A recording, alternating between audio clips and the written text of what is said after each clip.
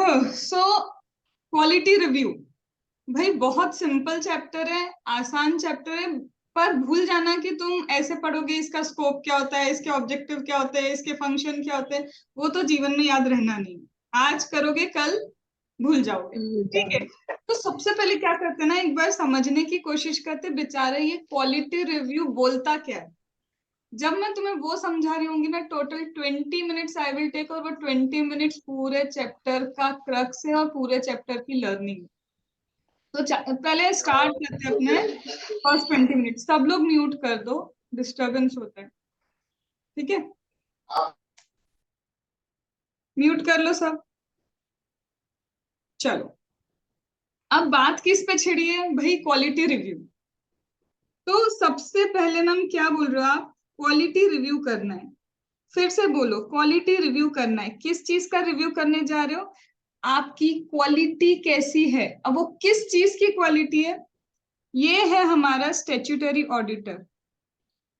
सिर्फ statutory auditor ने जितने ऑडिट किए हैं ये उसी के ऊपर एप्लीकेबल होता है और कहीं पे भी नहीं। तो क्वालिटी रिव्यू सिर्फ स्टेच्यूटरी ऑडिट्स के लिए है।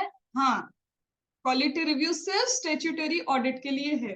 नहीं नहीं मैम, टैक्स ऑडिट पे भी लगा दे क्या ये क्वालिटी रिव्यू। नहीं नहीं मैम, जीएसटी ऑडिट पे लगाएं क्या ये क्वालिटी रिव्यू।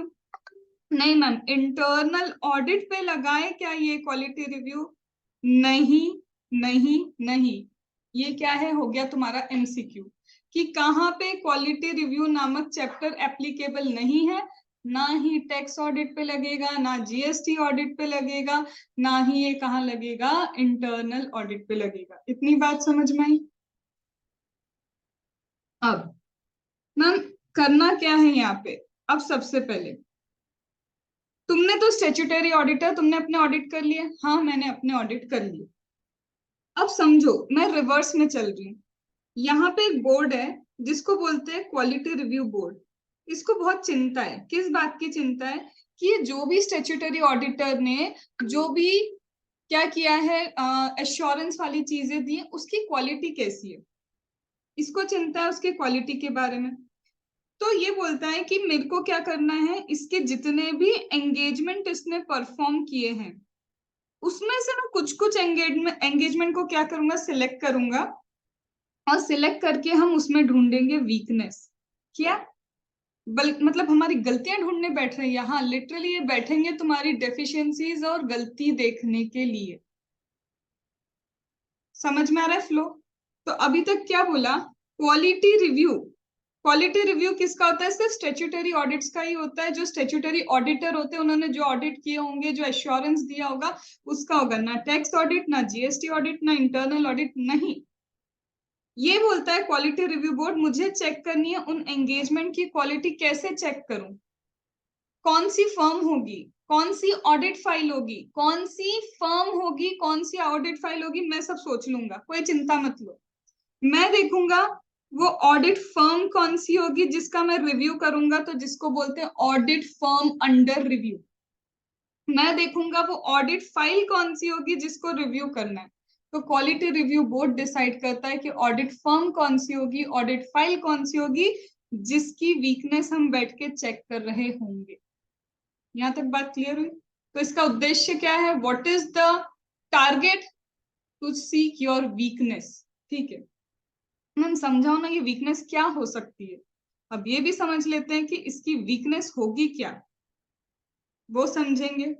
मैम लेकिन क्या खुद क्वालिटी रिव्यू बोर्ड बैठ के ये सब देख रहा होगा, वो खुद जाएगा रिव्यू करने, नहीं, उसके पास बहुत बड़े बड़े काम है। वो लगाएगा काम पे टेक्निकल रिव्यूअर को।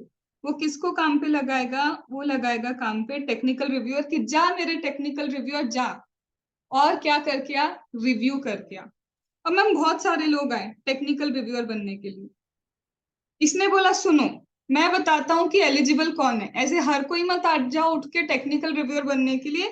जिसके पास 15 ईयर का एक्सपीरियंस होगा, प्लस वो आज भी सीए इन प्रैक्टिस होगा। जिसके पास क्या है, 15 साल का एक्सपीरियंस चाहिए और आज भी करंटली इन प्रैक्टिस होना चाहिए। पहली चीज तो वो बनेगा मेरा टेक्निकल रिव्यूअर। दूसरा, पिछले 3 सालों में तुम्हारा कोई डिसिप्लिनरी प्रोसीडिंग पेंडिंग तो नहीं चल रहा, क्योंकि तुम्हारे खुद के अगेंस्ट में एक केस चल रहा है, तुम क्या रिव्यू करने जाओगे क्वालिटी का? तो पहला तो हो गया मैम 15 साल का एक्सपीरियंस, और भाई साहब करंटली इन प्रैक्टिस होने चाहिए। बोलता है दूसरा, कोई भी डिसिप्लिनरी प्रोसीडिंग तुम्हारी क्या नहीं होना चाहिए, पेंडिंग नहीं होना चाहिए लास्ट 3 इयर्स में। और उसके बाद भी कुछ हुआ है 3 साल के बाद, मतलब करंटली भी अभी कुछ पेंडिंग चल रहा है, तो भैया नहीं हो पाए। तुम्हारा एसोसिएशन, मतलब तुम किसी भी तरह पिछले 3 सालों में उसी ऑडिट फर्म से कनेक्टेड नहीं होना चाहिए जिसका क्वालिटी रिव्यू करने हम तुमको भेज रहे हैं।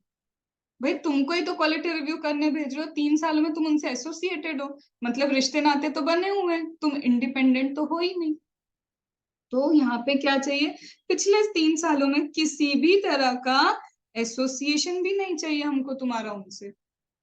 मेजर चीज समझ में आई, टेक्निकल रिव्यूअर को कुछ बोला है कि तेरे को अगर टेक्निकल रिव्यूअर बनना है तो एक्सपीरियंस, कोई पेंडिंग नहीं चाहिए।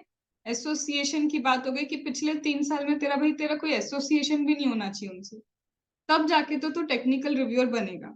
ठीक है, टेक्निकल रिव्यूअर जाके वीकनेस चेक करने बैठेगा। देखो कुछ और गाइडलाइंस भी है टेक्निकल रिव्यूअर के लिए, वो हम पढ़ेंगे, जैसे जैसे फ्लो बनेगा मैं सब पढ़ा दूंगी। अभी तो इतना समझ में आया, क्वालिटी रिव्यू बोर्ड ही डिसाइड करता है ऑडिट फॉर्म अंडर रिव्यू कौन होगी, क्वालिटी रिव्यू बोर्ड ही ऑडिट फाइल भी डिसाइड करेगा। वही टेक्निकल रिव्यूअर को अपॉइंट करेगा, और अपॉइंट करते वक्त कुछ 3 चीजों का वो दिमाग में ध्यान रखेगा। ठीक है, फिर इसके बाद बोलते मैम वो वीकनेस क्या है, ये चेक करेगा कहीं कोई नॉन कंप्लायंस तो नहीं हुआ। क्वालिटी क्या होती है मैम, क्वालिटी ये होती है जब आप टेक्निकल प्रोफेशनल एथिकल स्टैंडर्ड का फॉलो कर लो। जो टेक्निकल स्टैंडर्ड है, जो प्रोफेशनल स्टैंडर्ड है, जो एथिकल स्टैंडर्ड है, फॉलो करो उसको, वही तो क्वालिटी है। जो लॉज एंड रेगुलेशन उसको फॉलो करो, वही क्वालिटी है। तो मतलब तुमने technical professional ethical standard follow किए and law and regulation follow किए। अगर तुम ये चीजें फॉलो करते हो, क्वालिटी क्वालिटी क्वालिटी। तो मतलब नॉन कंप्लायंस क्या है मैम, तुमने क्या कंप्लाई नहीं किया। मुझे नहीं लगता कि सीए फाइनल का स्टूडेंट अब बता नहीं कर पाएगा कि क्या कंप्लाई नहीं किया। सीधी बात ma'am, technical professional ethical standard comply नहीं किया, क्वालिटी पिट गई। मैम लॉज एंड रेगुलेशन जो लग रहे थे उस एंटिटी पे वो फॉलो नहीं किए, क्वालिटी पिट गई। मैम कुछ तो इन्होंने सिस्टम बनाया होगा ना ये क्वालिटी मेंटेन करने के लिए, क्वालिटी कंट्रोल सिस्टम कुछ तो होगा फर्म में। हाँ मैम पढ़ते ना SQC 1 में, quality control system of the firm. तो मैम वो देखते हैं कि क्वालिटी कंट्रोल सिस्टम की कोई डेफिशिएंसी तो नहीं है, पता चला सिस्टम ही अच्छा नहीं है, जो बेस है वही अच्छा नहीं है, तो हो सकता है वही ढंग का नहीं हो, या फिर जो लोग हैं वो फॉलो नहीं कर रहे इस सिस्टम को, सिस्टम तो है लेकिन सिस्टम फॉलो नहीं होता। तो ये 4 क्या है तुम्हारे नॉन कंप्लायंस, या तो टेक्निकल प्रोफेशनल एथिकल स्टैंडर्ड ही नहीं है, तुम फॉलो नहीं करते, या लॉ एंड रेगुलेशन फॉलो नहीं करते, या फिर वो जो सिस्टम क्वालिटी कंट्रोल करवाता है उसी में गड़बड़ चल रही है, वो सिस्टम ही ढंग का नहीं है, डेफिशिएंसी इन दैट सिस्टम। या फिर सिस्टम तो बहुत चंगा है लेकिन तुम ढंग से फॉलो नहीं करते उसको, उसकी बातें ही नहीं सुनते। तो टेक्निकल रिव्यूअर को ये सारी वीकनेस दिखना स्टार्ट होंगी, जब वो रिव्यू करेगा उसको ये वीकनेस दिखेगी। यहाँ तक बात समझ में आई? अब मैम वीकनेस दिख गई तो वो क्या करेगा, दिख गई मैम वीकनेस, लो मान लिया हमने कि वीकनेस दिख गई, अब क्या, ओ भाई अपने तक रखेगा क्या वो, अपने तक रखेगा क्या है बात नहीं, किसको जल्दी से बोलेगा, किसने भेजा है उसको, क्वालिटी रिव्यू बोर्ड ने। तो सबसे पहले तो एक प्रिलिमिनरी रिपोर्ट बनाएगा वो, मतलब अभी ऊपर ऊपर से एक जो जो समझ में आया रिपोर्ट बना दी प्रिलिमिनरी। किसको भेजेगा मैम वो ये रिपोर्ट, अगर तुम्हें ये समझ नहीं आया किसको भेजेगा तो ये तो बात ही बिगड़ गई। जिसने भेजा उसी को तो बताएगा, क्वालिटी रिव्यू बोर्ड को। और तुम भी बताओ, तुम कोई ऑडिट करते हो तो सीधे शिकायत लगा देते हो कि जिसका ऑडिट कर रहे हो उससे भी बोलोगे ना, देख मेरे को ऐसा ऐसा लगता है कि ये गलतियां तुझसे हुई है। मतलब ये प्रिलिमिनरी रिपोर्ट की कॉपी और किसको देगा, ऑडिट फर्म अंडर रिव्यू को। क्यों देगा मैम, उसको बोलेगा ना तेरा क्या कहना है, मेरे को लगता है ये नॉन कंप्लायंस है, तू बता ना तेरे को क्या लगता है। वो अपना क्या देगा, रिप्लाई देगा। क्वालिटी रिव्यू बोर्ड के पास पहुंच गई रिपोर्ट, बस अभी उसके पास पहुंच गई, इसको बोला भाई रिप्लाई दे तेरा, इसने रिप्लाई दे दिया। अब प्रीलिमिनरी की जगह हमारा टेक्निकल रिव्यूअर जो है अब एक फाइनल रिपोर्ट बनाएगा, क्योंकि सुननी थी ना उसकी, उसको बता दिया देखिए ये गलती मुझे लगती है, उसने अपना जवाब दे दिया, जवाब देने के बाद अब ये बनाएगा अपनी फाइनल रिपोर्ट। बन गई मैम फाइनल रिपोर्ट, किसको देगा? फाइनल रिपोर्ट की कॉपी फिर से किसको जाएगी? क्वालिटी रिव्यू बोर्ड, लेकिन फाइनल रिपोर्ट में ये रिप्लाई कंसीडर किए जाएंगे। मतलब सामने वाले की सुनने के बाद, अपॉर्चुनिटी ऑफ बीइंग हर्ड देने के बाद तुमको फाइनली क्या लगता है, तुम एक रिपोर्ट देके छुट्टी करो। उसने दे दी क्वालिटी रिव्यू बोर्ड को रिपोर्ट, और साथ में फिर से एक copy they the audit firm under review को। प्रोसेस अब तक समझ में? ठीक है। अब क्या होगा मैम, क्या क्वालिटी रिव्यू बोर्ड एक एक की रिपोर्ट पढ़ने बैठेगा? उतना टाइम तो उसके पास भी नहीं है। अब क्वालिटी रिव्यू बोर्ड ने बना रखा है quality review group. Quality review board ने क्या बनाया है? ग्रुप बना के रखा है। ये ग्रुप इंडस्ट्री स्पेसिफिक भी हो सकता है, कि इस इंडस्ट्री की रिपोर्ट, जो भी फाइनल रिपोर्ट आएगी वो हम दे देंगे किसको? इस क्वालिटी रिव्यू ग्रुप को, कि तू पढ़ यार ये फाइनल रिपोर्ट में लिखा क्या है, और तेरे हिसाब से अब होना क्या चाहिए आगे एक्शन, तेरे हिसाब से आगे एक्शन क्या होना चाहिए। तो ये इंडस्ट्री स्पेसिफिक ग्रुप भी हो सकता है, और ये ग्रुप जेनेरिक भी हो सकता है, जनरल भी हो सकता है। अब ये ग्रुप जो है ये अच्छे से रिपोर्ट पढ़ेगा। किसकी रिपोर्ट पढ़ेगा? ये जो फाइनल रिपोर्ट टेक्निकल रिव्यूअर की आई है पढ़ेगा। उसको लगता है और इन्फॉर्मेशन चाहिए, इन्फॉर्मेशन मंगवाएगा। उसको लगता है पार्टी को ही बुला लेना चाहिए, पार्टी को बुला लेगा। उसको लगता है ये पॉइंट मुझे नहीं लगता तुमने सही तरीके से समझा है, उनसे और बातचीत करेगा, डिस्कशन करेगा, उसके बाद फाइनली बताएगा क्वालिटी रिव्यू बोर्ड को कि क्या एक्शंस रिकमेंड किए जाने चाहिए। यहाँ तक बात समझ में? यहाँ तक पूछती हूँ, टैक्स ऑडिट का क्वालिटी रिव्यू करने गया हमारा टेक्निकल रिव्यू, हमारा नहीं नहीं होगा। जीएसटी ऑडिट का रिव्यू करने गया मेरा टेक्निकल रिव्यूअर, नॉट नहीं होगा। इंटरनल ऑडिट का रिव्यू करने गया मेरा टेक्निकल रिव्यूअर, नॉट एप्लीकेबल।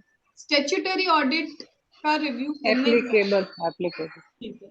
ये ऑडिट जिसका होता है, जिसका भी ऑडिट कर रहे हो उस फर्म को क्या नाम दिया है यहाँ पे?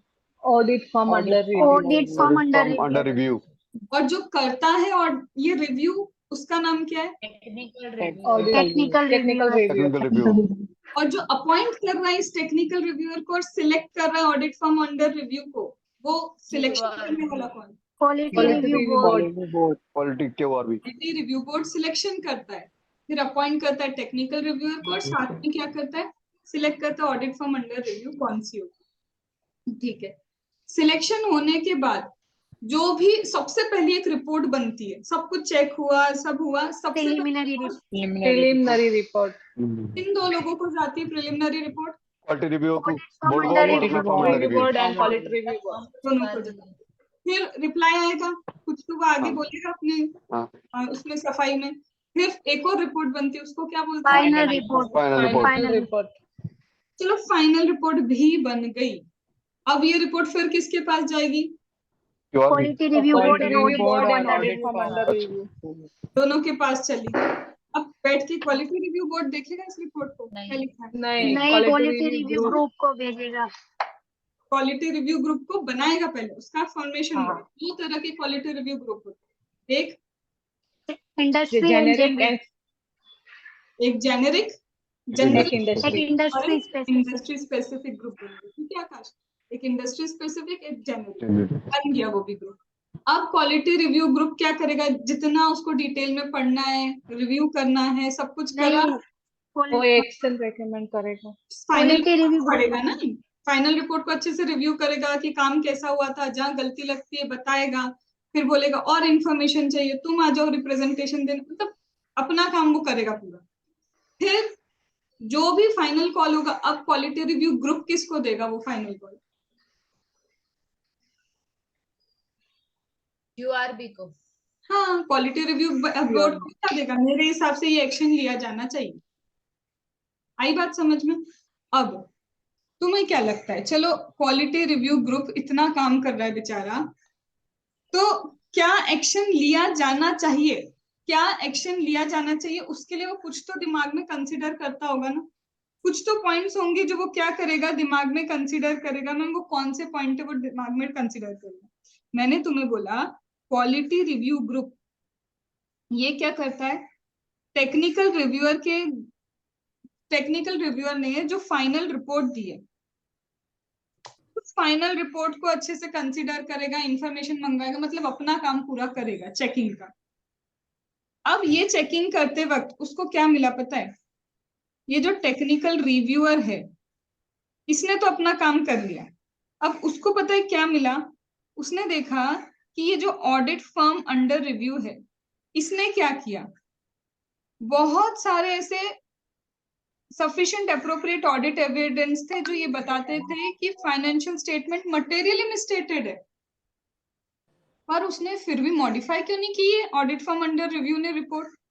ठीक है, फिर उसने देखा कि फाइनेंशियल रिपोर्टिंग फ्रेमवर्क तो ढंग से फॉलो ही नहीं किया, फिर भी क्या है क्लीन रिपोर्ट गई हुई है।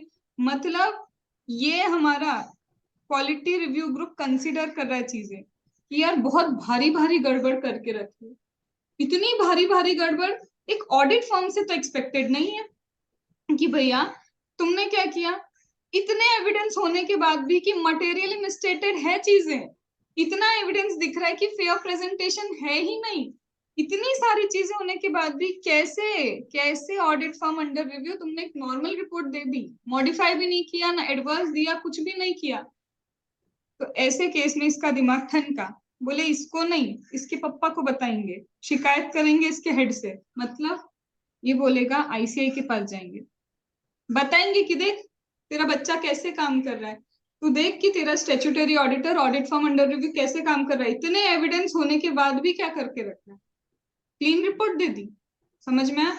तो ये बताएगा पहला रिकमेंडेटरी एक्शन, जाओ आईसीआई के पास और आईसीआई को ये बात रिफर करो कि यहीं तक बात नहीं रुकेगी, डायरेक्टरेट के पास जाएगी ये बात, बड़े लेवल तक ये बात पहुंचाओ कि इतना ज्यादा मिसस्टेटमेंट होने के बाद कैसे इसने एक क्लीन रिपोर्ट दी। तो आईसीआई हम तुम्हें रेफर कर रहे कि जाओ अपने डायरेक्टरेट के पास और उनको बताओ कि इसने गड़बड़ की है। समझ में आया एक्शन पहला? फिर इसके बाद दूसरा क्या इसने देखा, है तो सही गड़बड़ तो की है बेचारे ने, मतलब ऑडिट फर्म अंडर रिव्यू ने गलतियां की हैं लेकिन बहुत भरी भरी नहीं, ऐसी मटेरियल गलतियां नहीं है, गलतियां हैं बट बहुत मटेरियल नहीं है। तो बोलता है बस क्या करते हैं आईसीआई को बता देते हैं, क्या करते हैं हम आईसीआई को बता देते हैं, एक सेकंड ये रहा, आईसीआई को नहीं बताते, गलत बोल दिया मैंने, अगर मटेरियल कंप्लायंस है ही नहीं, मतलब बहुत मटेरियल नॉन कंप्लायंस नहीं है, तो ऐसे केस में सिर्फ क्या करेगा क्वालिटी रिव्यू बोर्ड उसको एक एडवाइस और गाइडेंस दे देगा, मतलब बच्चा गलतियां कर रहा है बट बहुत बड़ी बड़ी नहीं, तो उसको डांट लगाते हैं ना, तो सिर्फ क्वालिटी रिव्यू बोर्ड उसको डांट लगा देगा कि देख देखो एडवाइस दे रहे गाइडलाइन दे रहे ऐसे काम करने का आगे से, बस। बट मैम इतनी मामूली मिस्टेक है और वो सामने वाला बोल भी रहा है सॉरी सॉरी मैं सब करेक्ट कर लूंगा, मिस्टेक ट्राइबल नेचर की है, वो बोल रहे सॉरी मैं करेक्ट करने के लिए रेडी हूं, मतलब तुम्हारा audit firm under review agree कर रहा है कि वो करेक्टिव एक्शन लेगा, तो बस रिकॉर्ड में रिपोर्ट में लिख लो और मैटर क्लोज करो। जब बेचारा सामने वाला सॉरी बोल रहा है कि गलती हो गई उससे, तो क्या करोगे, चलो ठीक है ओके करोगे, यहाँ पे भी क्या हुआ चल रिपोर्ट में लिख देते और मैटर क्लोज। तो ये क्या है, 3 recommendatory actions of quality review group. बहुत भारी मिस्टेक है भाई, आईसीआई के पास जाएंगे और आईसीआई को बोलेंगे डायरेक्टर के पास लेके जा इसको, ठीक है, मतलब क्लास टीचर के पास लेके जाएंगे और क्लास टीचर को क्या बोलेंगे जा प्रिंसिपल के पास ले जाओ उसको, वही हो गया इसके साथ बेचारे के साथ। हम बहुत मटेरियल चीजें है ही नहीं तो सीधे उसको डांट लगाएंगे क्योंकि ऐसा एडवाइस दे रहे गाइडलाइन दे रहे बस, और बहुत मामूली सी मिस्टेक है, खुद सॉरी बोल रहा है करेक्टिव एक्शन ले रहा है तो रिपोर्ट में लिखेंगे, मतलब उसकी वो होती थी ना डायरी, बचपन में डायरी में मैडम लिख के मैटर क्लोज कर देती, यहाँ पे भी क्या हो गया मैटर क्लोज। पता है क्या आंसर लर्न हो गया तुमको, कौन सा आंसर लर्न हो गया कि what are the 3 recommendatory actions of quality review group, यही 3 बेचारा एक्शन लेता है। आई बात समझ में? ठीक है, अब मैम एक्शन तो समझ में आए, सारे एक्शन समझ में आ गए, लेकिन मैम आपको क्या लगता है सिर्फ इतनी चीजें होंगी। देखो क्वालिटी रिव्यू ग्रुप की बातें खत्म हो गई। दो तरह के क्वालिटी रिव्यू ग्रुप होते हैं, एक इंडस्ट्री स्पेसिफिक, एक जेनेरिक, बात खत्म। और दूसरा क्या चीजें वो कंसिडर करता है, किस तरह के रिकमेंडेटरी एक्शन दे सकता है। ये हो गए दो आंसर। एक एमसीक्यू था तुम्हारा और एक हो गया ये तुम्हारा आंसर। यहाँ तक ऑल क्लियर की क्लियर ही हो गया सब? क्लियर। ठीक क्लियर है है। ना? हाँ, सरकास्टिक वाला क्लियर मत करना, ढंग से क्लियर करना चाहिए। चलो अब मैम ये बात तो समझ में आई क्वालिटी रिव्यू ग्रुप की। अब उससे पीछे चलते, टेक्निकल रिव्यूअर क्या करेगा, ये फाइनल रिपोर्ट कैसे बना रहे हैं मैम वो? हाँ यार ये बात भी सही है, फाइनल रिपोर्ट बना रहे हैं वो, तो फाइनल रिपोर्ट में क्या क्या एलिमेंट्स लिखेगा वो? टेक्निकल रिव्यूअर गया, उसने फाइनल रिपोर्ट बनाई, वो फाइनल रिपोर्ट ग्रुप ने पढ़ी, ग्रुप पढ़ के रिकमेंडेटरी एक्शन दे रहा था। पता है मैं चैप्टर को उल्टा चला रही हूँ, मैं सीधे पे नहीं जा रही, इंपॉर्टेंट चीजें पहले ही लर्न कर रही। मैम उसने कर लिया, ग्रुप ने तो कर लिया अपना काम जो करना था, उससे पहले ये रिपोर्ट कैसे बनी उसको सोचते हैं अपन बैठ के। मैम रिपोर्ट में कुछ एलिमेंट्स आए होंगे। Question number 1, what are the elements of the report? कि टेक्निकल रिव्यूअर की रिपोर्ट में एलिमेंट कौन कौन से होते हैं। और मैम किस टाइप की रिपोर्ट देनी है उसके लिए भी तो उसने कुछ कुछ सोचा होगा, कि कहीं इन्होंने ढंग से nature, timing, extent of the audit procedure decide किया था नहीं। इन्होंने मतलब जो audit firm review statutory audit करती है, तो वो करते वक्त उन्होंने ये सब काम किया कि नहीं, वही तो मैं क्वालिटी चेक कर रही हूँ ना। मैंने तुमको बोला स्टेचुटरी ऑडिट करके आओ, अब मैं तुम्हारा रिव्यू कैसे करूंगी? बताओ, डॉक्यूमेंटेशन किया था प्रॉपर? एक्सपर्ट से जहां जहां डिस्कशन करना था किया था तुमने ढंग से? तुम इंडिपेंडेंट थे कि नहीं? मैं क्या चेक कर रही हूँ ये सब पूछ के? क्वालिटी है या नहीं तुम्हारे काम की? तो अब रिपोर्ट से रिलेटेड दो क्वेश्चन है कि मैम जब रिपोर्ट बनी होगी तो किस टाइप की रिपोर्ट देनी है, उसके लिए क्या क्या सोचा होगा टेक्निकल रिव्यूअर ने, कि मैं सोचूं कि कैसी रिपोर्ट देनी, और उसके लिए कुछ बातें सोची होंगी उसने। और दूसरा मैम वो रिपोर्ट के एलिमेंट्स क्या होंगे। बात समझ में? क्वेश्चन 2 समझ में? कोई डाउट है? दो क्वेश्चन क्या आने वाले, तो पहले समझते मैम किस टाइप की रिपोर्ट दे। तो किस टाइप की रिपोर्ट देने में मैं बताऊं, तुम बस ऑडिट की प्रोसेस सोचो। ऑडिट लेना है तुमको, सबसे पहली रिक्वायरमेंट क्या है? Overall objective of an independent auditor. मतलब तुम पहली चीज क्या चेक करोगे क्वालिटी के लिए, क्या फर्म ने इंडिपेंडेंस मेंटेन करके रखा था, हाँ या ना। वही तुम्हारा पहला पॉइंट है कि किस टाइप की रिपोर्ट दो।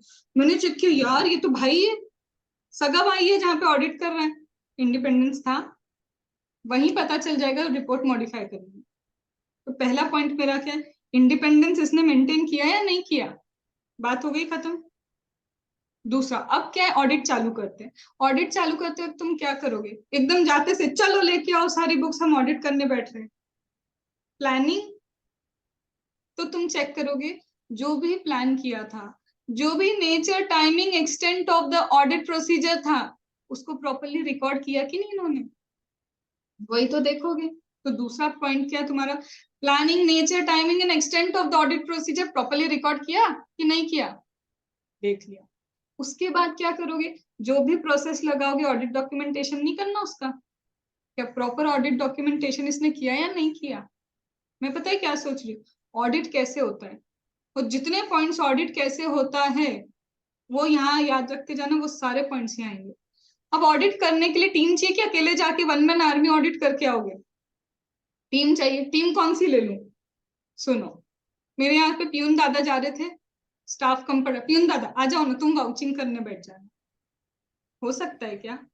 तो मतलब मैं क्या बोल रही हूँ, जब स्टाफ रखोगे तो स्किल्स एंड कॉम्पिटेंस देखा या नहीं इन्होंने, समझ में?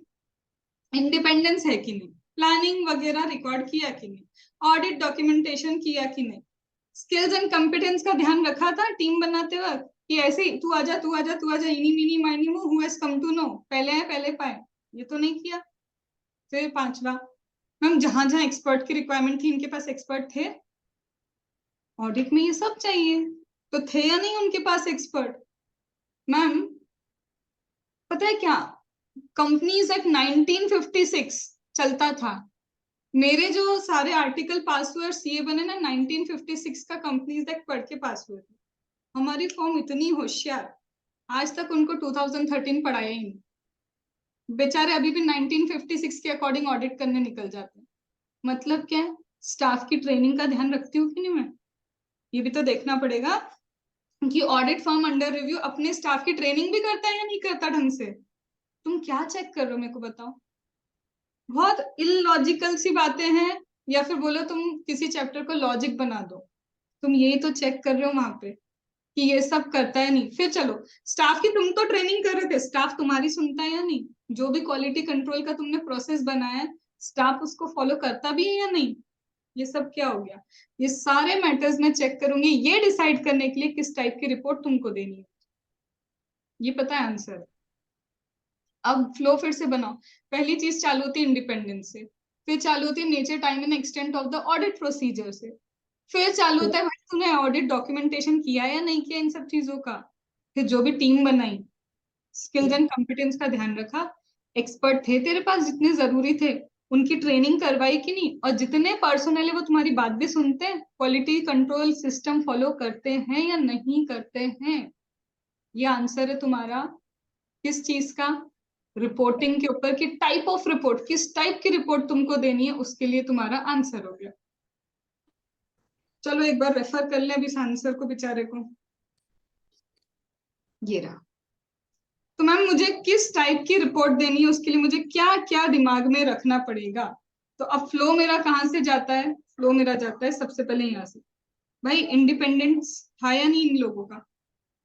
पहला यही बोला था।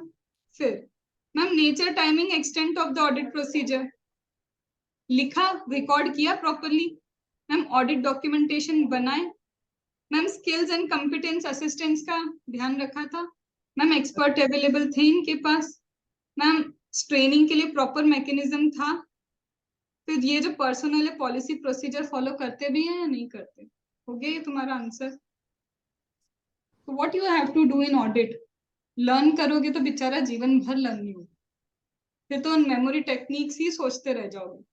अब तुम्हें पता है कि किसका काम है सिलेक्शन करना, क्वालिटी रिव्यू बोर्ड का। कौन करता है टेक्निकल, वो एक स्टोरी मेरे दिमाग को चाहिए कि होता क्या है। और तुम जब क्वालिटी रिव्यू पढ़ते ना, डायरेक्ट आंसर चालू, जो फर्स्ट लिखा है तुम उससे लर्न करना चालू करते। तुमको पता है कहाँ से चालू हुआ ये चैप्टर? तुम लास्ट में रिपोर्टिंग पढ़ते हो, मैंने सबसे पहले ही तुमको रिपोर्टिंग पढ़ाई कि किस बेस पे रिपोर्टिंग चालू होती है। अंडरस्टूड? अब मैम रिपोर्ट लिखनी है, तो रिपोर्ट में मैं क्या एलिमेंट्स लिखूं? रिपोर्ट भी तो लिखनी है ना मुझे। पता चल गया कि व्हाट टाइप ऑफ रिपोर्ट, मुझे क्या पता चला? किस टाइप की रिपोर्ट। अब मुझे क्या पता चलना चाहिए? लिखना भी तो है। My report should have the element. तो दो तरह के एलिमेंट आएंगे तुम्हारी रिपोर्ट में। कितने? दो। एक तो तुम एलिमेंट किस चीज का बताओगे, क्या चेक करने गए थे मुझे बताओ, क्या चीज चेक करने गए हो तुम? क्वालिटी, किसकी क्वालिटी? ऑडिटर, ऑडिटर की नहीं, ऑडिटर ने जो ऑडिट किया है ऑडिट फर्म। quality। तो तुम ऑडिट की क्वालिटी चेक करने गए ना, तो तुम्हारी रिपोर्ट का पहला एलिमेंट क्या होगा? Audit quality. तो तुम क्या करोगे? Element of audit quality. अब ऑडिट क्वालिटी, किसी और ने काम किया, तुम उसके काम को चेक कर रहे हो। किसी और ने काम किया, तुम किसी और के काम को चेक कर रहे हो। तो तुम मुझे बताओ, तुमको भेजा क्वालिटी रिव्यू, जा जाके ऑडिट का क्या करके आ, रिव्यू करके आ। तुम उसको बोलोगे ला भाई पिछले 15 साल के सारे ऑडिट निकाल के ला मेरे सामने। पहले तो तुम्हें बताना पड़ेगा तुम्हारा स्कोप क्या है और पीरियड क्या है। स्कोप एंड पीरियड सबसे पहले बताओगे ऑडिट क्वालिटी में कि मैं किस वाले ईयर का ऑडिट क्वालिटी चेक करने गया था और मेरा स्कोप क्या क्या था। लोगों को तो पता चले कि तुम कितना चेक करके आए हो। तो पहला पॉइंट क्या होगा तुम्हारा? Scope of audit, review. यहाँ ऑडिट वर्ड लिखना बहुत गलत है। Scope of review and period of review क्या है? आकाश सुन रहा है?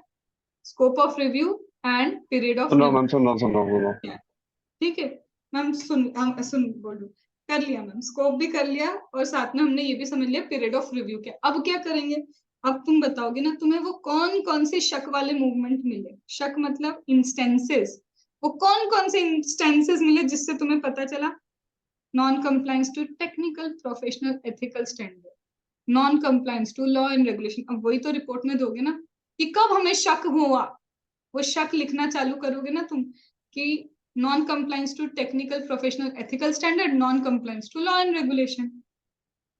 क्या किया मैंने, 2 एलिमेंट लिख दिया, मेरा स्कोप ये है, पीरियड ये है, और ये शक की बुनियाद थे, ये शक मेरा जनरेट होना स्टार्ट हुआ इसलिए। बात समझ में आ गई? तो ये क्वालिटी, ऑडिट क्वालिटी में ये 2 पॉइंट आते हैं। अब आते हैं, सिर्फ ये तो नहीं हो सकता।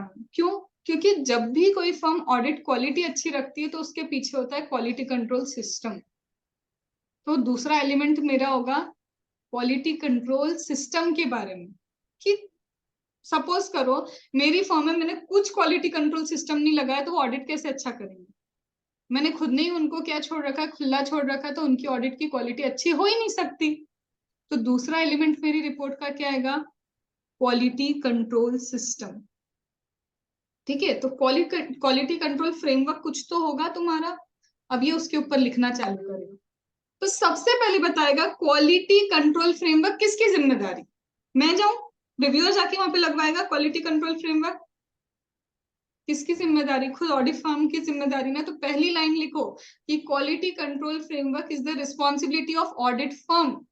तुम्हारी जिम्मेदारी है, हमारी नहीं है। हम इसलिए नहीं आए थे कि तुम्हें क्वालिटी इंप्लीमेंट करवाएंगे। दूसरा, फिर चेक करो है भी कि नहीं वो क्वालिटी कंट्रोल सिस्टम। पहला तो बताया जिम्मेदारी किसकी? तेरी। दूसरा, है भी कि नहीं मैं ये चेक तो करूं, और अगर है तो लोग फॉलो कितना करते हैं उसको। 3 पॉइंट तो उसी के ऊपर हो गए। जिम्मेदारी किसकी है या नहीं, और है तो फॉलो कितना होता है। ये तो लिखोगे ना रिपोर्ट में कि देखो जिम्मेदारी उनकी थी, है, और फॉलो कितना होता है। ये 3 चीजें तुमने किसके बारे में लिख दी? ऑडिट क्वालिटी के बारे में लिख, क्वालिटी कंट्रोल फ्रेमवर्क के बारे में लिख दी। अब मेरी सोच क्या जा रही है कि ये जो क्वालिटी कंट्रोल है, इम्प्लीमेंट होता है नहीं होता वो एक अलग चीज है, पर ये क्वालिटी कंट्रोल तो क्वालिटी कंट्रोल स्टैंडर्ड के हिसाब से लग नहीं रहा। मतलब हम ये भी तो सोचूंगी, देखो जिम्मेदारी तुम्हारी थी, है या नहीं, और अगर है तो क्वालिटी कंट्रोल स्टैंडर्ड के हिसाब से है या नहीं ये भी तो बताओ। तुम अपने हिसाब से थोड़ा ना क्वालिटी कंट्रोल बनाओगे, क्वालिटी कंट्रोल के स्टैंडर्ड दिए एसक्यूसी में। स्टैंडर्ड ऑफ क्वालिटी कंट्रोल में क्या दिया है? क्वालिटी कंट्रोल स्टैंडर्ड दिए हैं कि क्या क्या करना पड़ता है, तो उसके हिसाब से है भी या नहीं ये फ्रेमवर्क, और है तो कितने लोग फॉलो करते, फॉलो भी करते हैं या नहीं। 4 समझ में ही पॉइंट्स क्वालिटी कंट्रोल फ्रेमवर्क के ही। सब कुछ हुआ मैम, इतना आपने सब कुछ देखा और बोला कि रिपोर्ट में मॉडिफिकेशन चाहिए। किसकी रिपोर्ट में? वो ऑडिट फॉर्म अंडर रिव्यू, इधर आओ, ये तुमने ऑडिट किया है, यहाँ मॉडिफिकेशन लगता है मेरे को, तो सिर्फ बोल दोगे नहीं मॉडिफिकेशन करना है? भाई उसको रीजन तो बताओ क्यों मॉडिफिकेशन करवा रहे हो। तो तुम रिपोर्ट में अगर मॉडिफिकेशन करवा रहे हो तो you have to give reason for the modification. तुम्हें क्या देना पड़ेगा?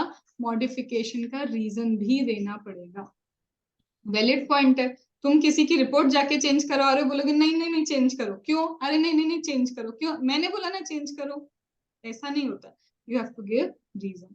तो कौन सा आंसर पता है लर्न हो गया रिपोर्टिंग का? Elements of reporting. Element of reporting 2 elements हैं। श्रद्धा इतनी जल्दी आ गई?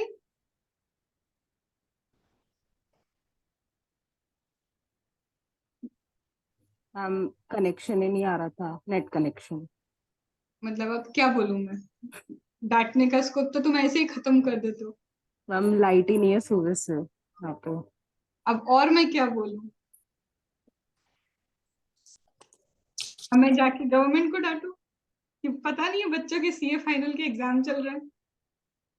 अब पता है आधे से ज्यादा चैप्टर निकल गया। एक बार रिकॉल करो, लिखो एलिमेंट्स ऑफ रिपोर्टिंग अभी। नहीं, इतना याद नहीं रहा।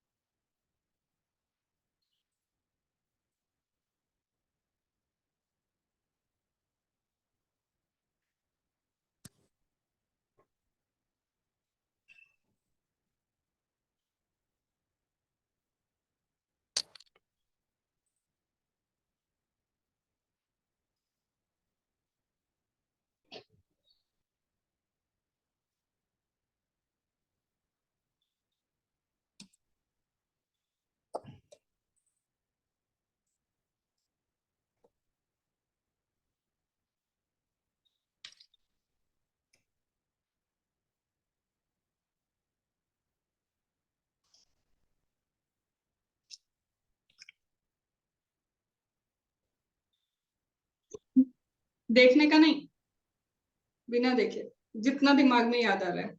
वैशाली देखना नहीं। तो ढूंढ रही हूँ, मुझे याद नहीं आ रहा है। क्वालिटी कंट्रोल के, तो ऑडिट क्वालिटी के 2 पॉइंट थे। पहले क्या बताओगी? ऐसे ही मैंने ये कर लिया, पहले तो स्कोप बताओगी। Scope of the review and periodic. सिर्फ स्कोप बता दोगी इतना चेक करने के, कि टाइम भी बताओगी किस पीरियड का था रिव्यू?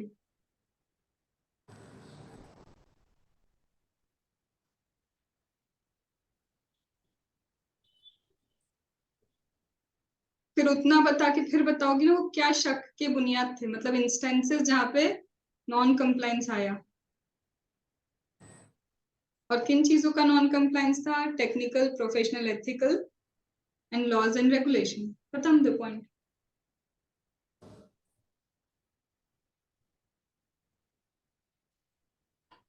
और ये पीडीएफ से ही पढ़ना, तुम जिस बुक में ढूंढ रही हो ना उसमें कुछ नहीं मिलेगा ऐसे, ठीक है? चेंज हो जाएगा। सार्थक जन सर की ना शायद। आपने कंसेप्ट बुक तो उसकी बोली थी ना, यश चांडक की, और पेशेंट बुक सार्थक जन की है।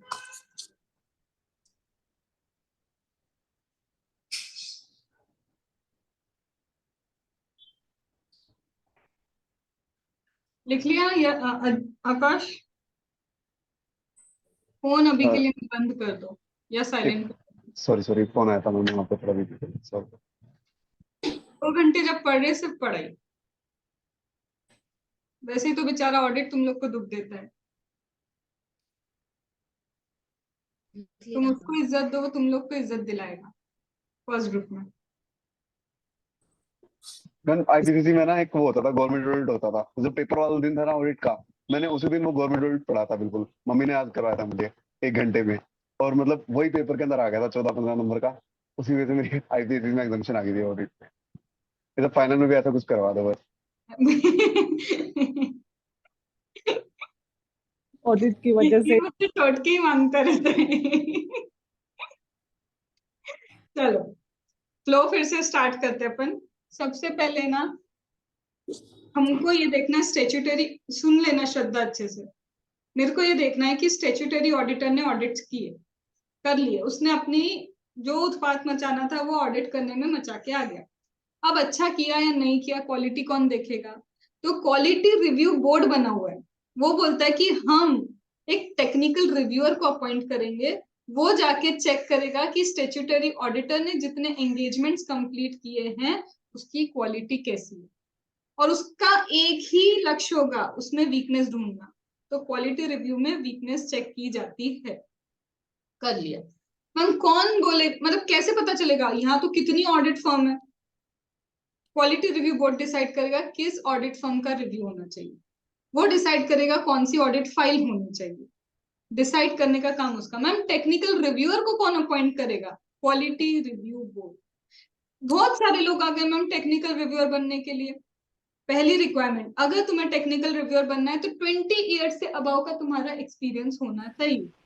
15 years 15 ईयर्स 15 years में करंट। साल का एक्सपीरियंस होना चाहिए। श्रद्धा एकदम से मेरी बात नहीं, हमें in practice.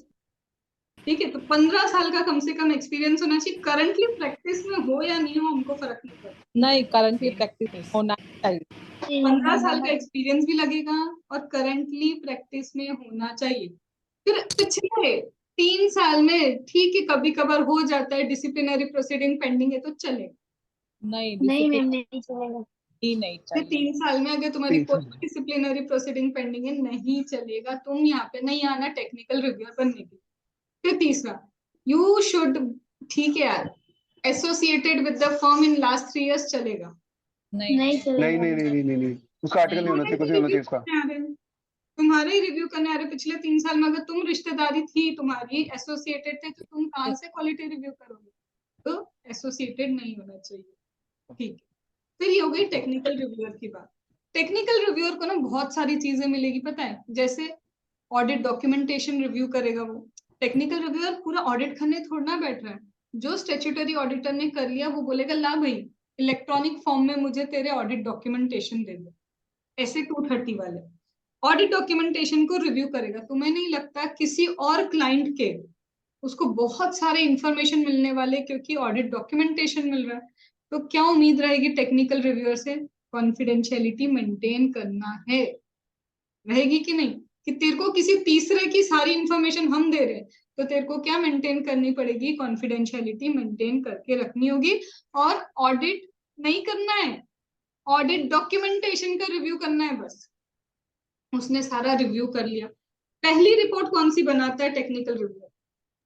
Preliminary report. Preliminary report. Preliminary report बनाता है। वो रिपोर्ट देगा बोर्ड को भी, वो रिपोर्ट देगा फर्म को भी। Audit form. फर्म को बोलेगा सुन हमको इंस्टेंट रिस्पांस दे दे, जो कुछ डेज हैं अभी वो डेज हमने लर्न नहीं किए, तो रिस्पांस दे दे, तेरे को क्या लगता है? मेरे हिसाब से तो तेरे लिए ये रिपोर्ट निकली। फिर वो अपना जवाब देगा, फिर उसके जवाब को लेके और अपनी रिपोर्ट को लेके क्या बनाएगा वो गैस पे? Final report. Final report. अब ये फाइनल रिपोर्ट भी बोर्ड के पास जाएगी और एक कॉपी इसको भी दे देगा कि ये मैंने कर लिया। अब बोर्ड थोड़ी ना बैठेगा तुम्हारी ये रिपोर्ट पढ़ने, उसने एक और ग्रुप बना, quality review. Quality review group. ये जो फाइनल रिपोर्ट है वो क्वालिटी रिव्यू ग्रुप देखा है। अब ग्रुप भी दो तरह के, स्पेसिफिक एंड जेनेरिक। जेनेरिक भी हो गया, एक जनरल वाला, एक इंडस्ट्री स्पेसिफिक होगा।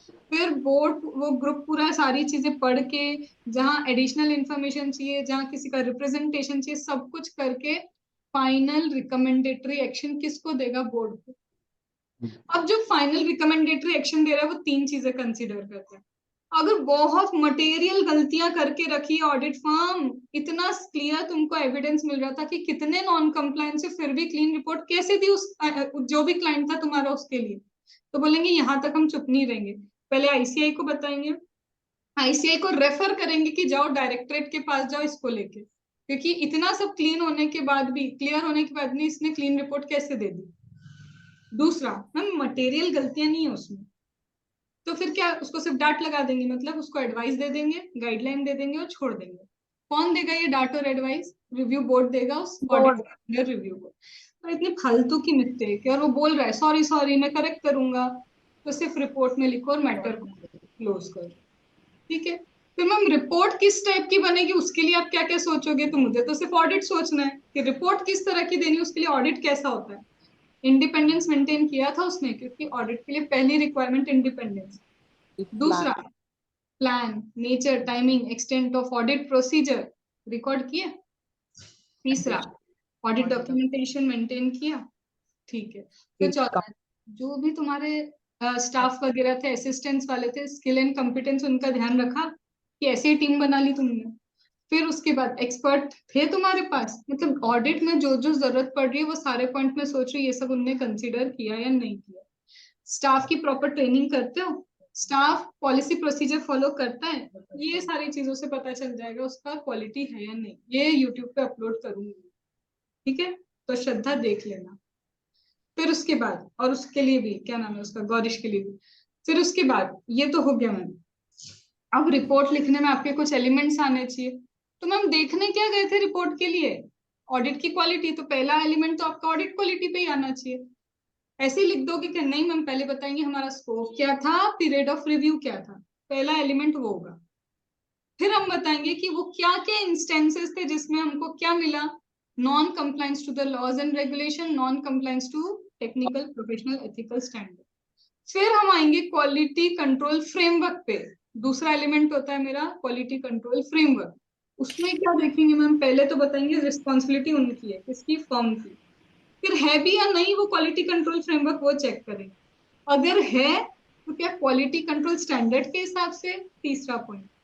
और मैम अगर है तो फॉलो कितने लोग करते हैं, पर्सनल्स फॉलो करते भी हैं या नहीं उसको। फिर पांचवा, रिपोर्ट में अगर कोई मॉडिफिकेशन दिया है तो उसका रीजन देना पड़ेगा। ये हो गया तुम्हारा रिपोर्टिंग का पूरा एलिमेंट खत्म। रिपोर्ट में तुम कोई मॉडिफिकेशन दे रहे हो कि ये रिपोर्ट मॉडिफाई होनी चाहिए ऑडिट फॉर्म, तो निशाली उसका रीजन भी तो बताना पड़ेगा कि क्यों मॉडिफाई करना। ठीक है, आवाज आ रही म्यूट कर दो तुम अपना। सबको आ रही है क्या? अब नहीं आ रही क्योंकि उसने म्यूट कर दिया। चलो, अब पता है क्या, जो इम्पोर्टेंट लर्निंग थी ना खत्म हो गई। अब तुमको मैं क्या क्या करवा चुकी हूँ तुमको मैं बता दूं। ये देखो, रिपोर्टिंग वाला पूरा पार्ट खत्म, elements of reporting, type of reporting, ये पूरा खत्म हो गया। ठीक है, फिर क्या खत्म हो गया, ये क्वालिटी रिव्यू ग्रुप क्या क्या चीजें कंसीडर करता है एक्शंस रिकमेंड करने के लिए। तो मैम फाइनेंशियल स्टेटमेंट फ्रेमवर्क के हिसाब से नहीं थे, ये वो अभी अपन ने करा ना, डायरेक्टरेट के पास जाना, ये भी हो गया लर्न। फिर इसके बाद क्या हो गया, ये भी लर्न हो गया। ये क्या है मैम, क्वालिटी रिव्यू प्रोसेस की स्टेज वाइज अप्रोच, ये लर्न हो गया। हाँ हो गया, कैसे मैम, बोर्ड बनाएगा ग्रुप, कौन बनाएगा, पहले तो बोर्ड क्या करेगा, क्वालिटी रिव्यू ग्रुप बनाएगा। इसको हेल्प कौन करेगा इन ग्रुप को, टेक्निकल रिव्यूअर। टेक्निकल रिव्यूअर सबसे पहले अपनी प्रिलिमिनरी रिपोर्ट किसको सबमिट करेगा, ऑडिट फॉर्म अंडर रिव्यू को, और साथ में सबमिट करेगा सेम टाइम पे बोर्ड को। बोलेगा इस ऑडिट फॉर्म को कि अपना जो भी कमेंट वगैरह है वो सबमिट कर दे भाई हमको, वही बातें चल रही थी अपनी। फिर ये जैसे ही सबमिट करेगा तो अपने लेटर हेड पे सबमिट करना है। देखो जो ये रिपोर्ट होगी ना, टेक्निकल रिव्यूअर अपनी रिपोर्ट लेटर हेड पे देगा, उसे प्रॉपरली साइन करेगा, और साइन करके चेयरपर्सन होता है बोर्ड का, उस तक जाती है ये रिपोर्ट। ये याद करना है अपने को कि जो भी रिपोर्ट होगी इंडिविजुअल लेटर हेड पे होगी, रिपोर्ट साइन की जाएगी, रिपोर्ट किसके पास जाएगी, बोर्ड के चेयरपर्सन के पास जाएगी, और डेट भी लिखी होगी कि ये कब की डेट है। ऑब्वियसली रिपोर्ट में तो डेट लिखी होती है। फिर इसके बाद क्या है मैम, इसके बाद रिपोर्ट जो टेक्निकल रिव्यूअर ने बनाई वो, और जो भी फाइनल कमेंट तुम्हारे ऑडिट फर्म अंडर रिव्यू के पास है, मतलब फाइनल रिपोर्ट वगैरह सब बन के आई, अब ये इसको क्या करेगा, चेक करेगा। जहां उसको लगता है कुछ एडिशनल इंफॉर्मेशन लेनी है, कुछ क्लैरिफिकेशन चाहिए, वो क्लैरिफिकेशन मंगवाएगा ग्रुप, और फिर फाइनली क्या करेगा, बोर्ड को दे देगा कि ये रिकमेंडेटरी एक्शंस हैं मेरे। समझ में आया, तो पता है बातों बातों में क्या लर्न कर लिया, स्टेज वाइज अप्रोच। वही तो स्टेप जो मैं बार बार बोल रही हूँ ना शुरू से, ये स्टेज वाइज अप्रोच यही तो है। ग्रुप से चालू होती है, क्वालिटी रिव्यू का ग्रुप बना, ग्रुप से लेके पूरा कहां तक जाना है, बोर्ड के रिकमेंडेशन। अब मैम ये रिकमेंडेशन कैसे देगा, रिकमेंडेशन देने के लिए क्या करेगा, सुनो, वो बताएगा डिटेल ऑडिट फर्म कौन सी, क्योंकि तुम्हें क्या लगता है टेक्निकल रिव्यूअर एक ही फर्म का रिव्यू करने बैठ रहा है, नहीं हो सकता है उसको 4-5 फर्म का रिव्यू करने बैठा हो। तो बोर्ड को बताएगा ना वो कौन सी फर्म है जिसके बारे में मैं बता रहा हूँ ये रिकमेंडेटरी एक्शन है, और उसका वो कौन सा क्लाइंट है जिसका उसने ऑडिट किया था, जिसके बारे में तुम्हें रिकमेंडेशन दे रहा हूँ। तो तुम्हें फर्म और एंटरप्राइज का पहले तो डिटेल देना, मतलब क्वालिटी रिव्यू ग्रुप जब बोर्ड को कोई एक्शन लेने को बोलेगा तो पहले ये तो बता कि कौन सी फर्म के लिए एक्शन लेने का बोल रहा है और उसका कौन सा क्लाइंट है, वो बता दिया। फिर बताओ कौन सा नॉन कंप्लायंस किया है, और क्या एविडेंस है जिससे तुम्हें पता चला कि नॉन कंप्लायंस हुआ है, तुम्हें अपनी बात भी तो प्रूफ करनी पड़ेगी। और फिर अब तुम क्या एक्शन दे रहे हो, सीधी बात है, तुम उसको रिकमेंडेशन दे रहे हो। सपोज करो मैं तुम्हें बोल रही हूँ यार उसने अच्छे से पढ़ाई नहीं की इसलिए वो फेल हो गई, अब तुम बोलोगे मैम वो उसने कौन, तो इधर भी तो ग्रुप बताएगा ना, XYZ एसोसिएट फॉर्म। फिर उसने वो वाला आंसर गलत कर दिया मैम, वो कौन सा आंसर, वो एंटरप्राइज भी तो बताओ कि किस एंटरप्राइज में क्या गड़बड़ हुई है और किस फॉर्म से हुई है। ठीक है, फिर गड़बड़ क्या की उसने वो बताओ, और तुम्हें कैसे पता, एविडेंस क्या है उस गड़बड़ के, और तुम क्या सही करने के लिए बोलोगे। तो पहले बताओ डिटेल, किस फॉर्म के लिए बोल रहे हो, किस एंटरप्राइज के लिए, गलतियां क्या है, सबूत क्या है गलतियों का, गलतियां क्या है, सबूत क्या है गलतियों का, और लास्ट क्या एक्शन लेने का बोलोगे। समझ में आ गया, तो रिकमेंडेशन का फ्लो ये चलता है। अब क्या लर्न हो गया, सिर्फ एक आंसर लर्न करना बचा है जो मेजर है, बाकी और भी चीजें लर्न हो चुकी मैं बताती जाती हूँ। ये डन, फ्लो समझ में आ गया। अब इसमें मैं अभी तुमको बताऊं, ये भी लर्न कर लिया, ये भी डन हो गया। ये क्या है, stage involve in conduct of QR assessment assignment, मतलब क्वालिटी रिव्यू में स्टेज क्या है। मैम एक सेकेंड, अभी तो आप यहाँ पे भी स्टेज वाइज बता रहे थे, ये क्वालिटी रिव्यू प्रोसेस का स्टेप है। ओवरऑल प्रोसेस शॉर्ट में बताई हुई है, शॉर्ट में क्या बताया है, ओवरऑल प्रोसेस। और यहाँ पे बोला है जब वो रिव्यू करने जा रहा है तो स्टेप वाइज रिव्यू के लिए पहले क्या होगा। तो सबसे पहले रिव्यू करने में तुम्हें ये रटना पड़ेगा कि अगर स्टेज वाइज प्रोसेस बोलिए तो ग्रुप से स्टार्टिंग करना आंसर की, कि ग्रुप अपॉइंट हुआ। और क्यूआर असाइनमेंट बोला है तो कैसे स्टार्टिंग होगा, क्वालिटी रिव्यू बोर्ड से। आया? अब तुम बताओ ना, क्या ये पढ़ा था? कौन अपॉइंट करता है, कौन सिलेक्ट करता है, कौन रिव्यूअर को अपॉइंट करता है? क्या ये क्वालिटी रिव्यू बोर्ड सिलेक्ट करेगा, फर्म को भी, ऑडिट फाइल को भी, और टेक्निकल रिव्यूअर भी वही अपॉइंट करेगा। यही पढ़ा था अपन ने। अब ऐसे ही अपॉइंट हो जाएगा, मैंने मन में सोच लिया कि मैं नेशाली को अपॉइंट कर रही हूँ। अब नेशाली को समझ में आ जाएगा क्या? नहीं, मुझे नेशाली को क्या भेजना पड़ेगा? ऑफर लेटर तो भेजोगे। तो सेकेंड स्टेप क्या है? एंगेजमेंट लेटर सेंड किया उस टेक्निकल रिव्यूअर को। अब सेंड कर दिया, वो भी लेके बैठ गई, काम चलेगा क्या उसके लेके बैठने से? नहीं। अब उसको उस ऑफर लेटर को क्या करना पड़ेगा? एक्सेप्ट करना पड़ेगा। तो मैंने किसी को सोचा, उसको ऑफर लेटर भेजा, उसने ऑफर लेटर को क्या किया? एक्सेप्ट किया। 3 चीजें हो गई। डन। मैम एक्सेप्ट करने में वो क्या बताएगी निशाली? एक्सेप्ट करने में सबसे पहले लिख के देगी कॉन्फिडेंशियलिटी का स्टेटमेंट, कि मैं और मुझे हेल्प करने वाले सब कॉन्फिडेंशियल चीजें रखेंगे। और मैं एलिजिबल हूँ, क्यों? एलिजिबिलिटी 15 साल याद है कि मैं एलिजिबल हूँ, सारी कंडीशंस कंप्लाई करती हूँ, ये सब डिक्लेरेशन चाहिए कि तुम और तुम्हारे हेल्प करने वाले कॉन्फिडेंशियलिटी रखेंगे और साथ में तुम एलिजिबल हो, ये डिक्लेरेशन भी तो दोगी। वो भी हो गया। मैम ये किसको गया? क्वालिटी रिव्यू बोर्ड को गया। इसने सोचा क्वालिटी रिव्यू बोर्ड ने टेक्निकल रिव्यूअर अपॉइंट करना, उसने ऑफर लेटर भेजा, उसने ऑफर लेटर एक्सेप्ट किया। अब रिव्यू बोर्ड ऑडिट फर्म को तो बता दो तेरे साथ क्या होने वाला है। अब रिव्यू बोर्ड देगा किसको? फर्म को, कि ये प्रपोज्ड रिव्यू हम सोच रहे हैं, तुम्हारा इन क्लाइंट का रिव्यू करने का। ठीक है। और सेम कॉपी किसको दे देना? टेक्निकल रिव्यूअर को भी, कि देख ये प्रपोज्ड रिव्यू होने वाला है। तू अपॉइंट हो गया, तूने हाँ कर दी, हमने कुछ सोच रखा है कि रिव्यू कैसा होगा। तो फॉर्म को भी भेज दो वो लेटर, और इसको भी भेज दो टेक्निकल रिव्यूअर को, कि ये है प्रपोज्ड रिव्यू। और आपस में एक दूसरे के क्या दे दो? फोन नंबर दे दो। तो इन दोनों को क्या मिल गया? आपस में एक दूसरे के फोन नंबर। अब फोन नंबर मिलने के बाद क्या होगा?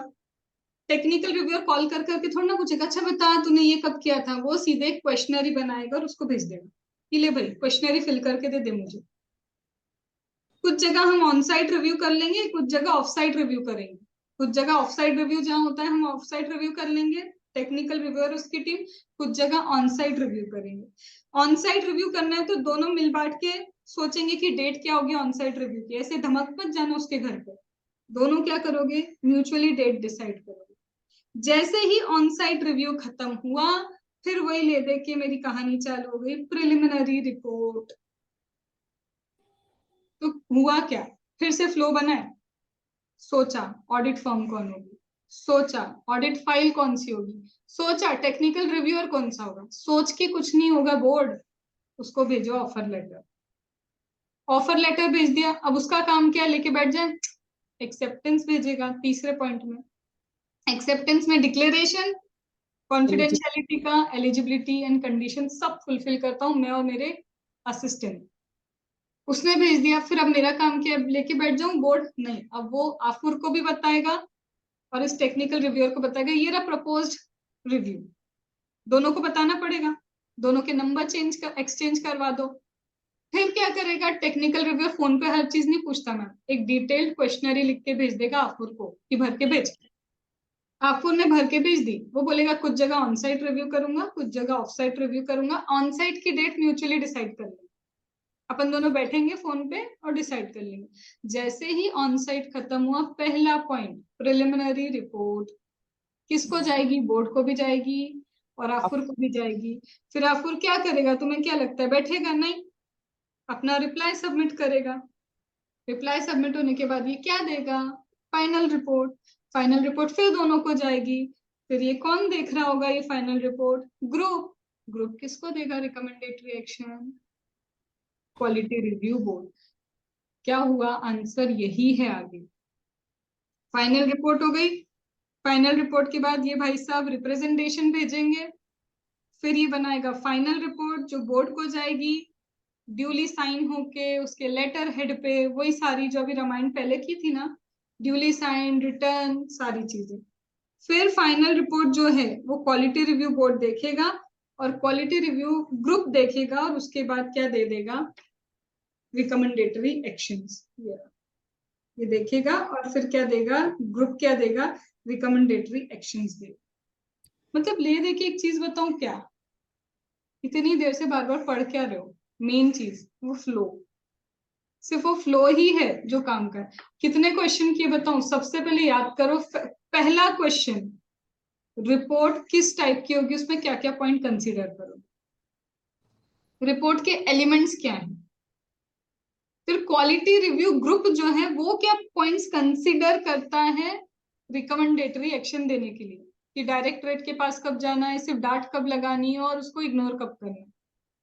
फिर उसके बाद हमने क्या किया, स्टेज वाइज क्वालिटी रिव्यू का पूरा प्रोसेस, फिर किया स्टेज वाइज, फिर से वही स्टेप वाइज है लेकिन क्वालिटी रिव्यू असाइनमेंट, जिसमें हमने स्टार्टिंग करनी है सिलेक्शन से।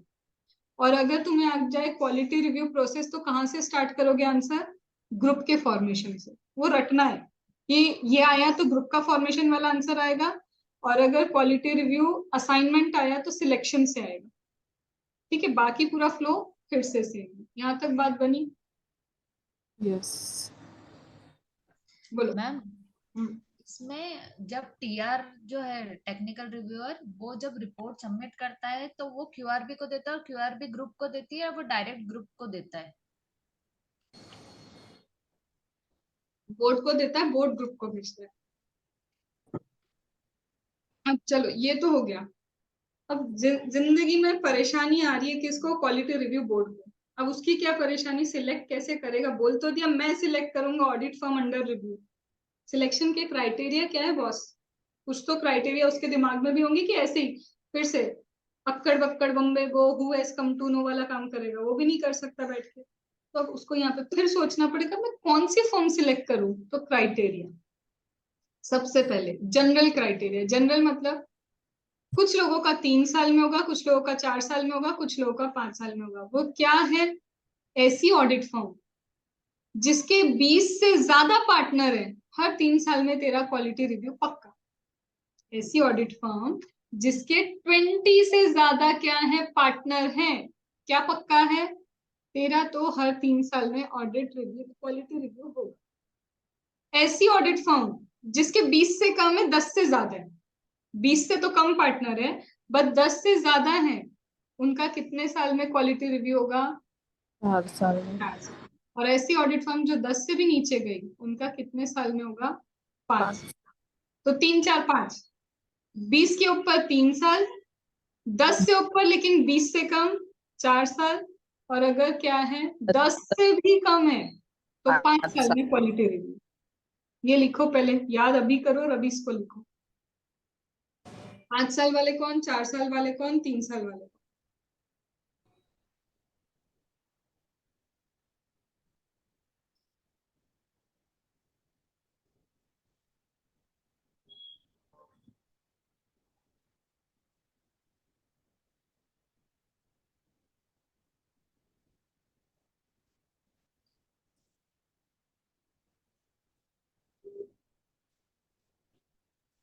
मैं एक चीज पूछ सकता हूँ प्लीज?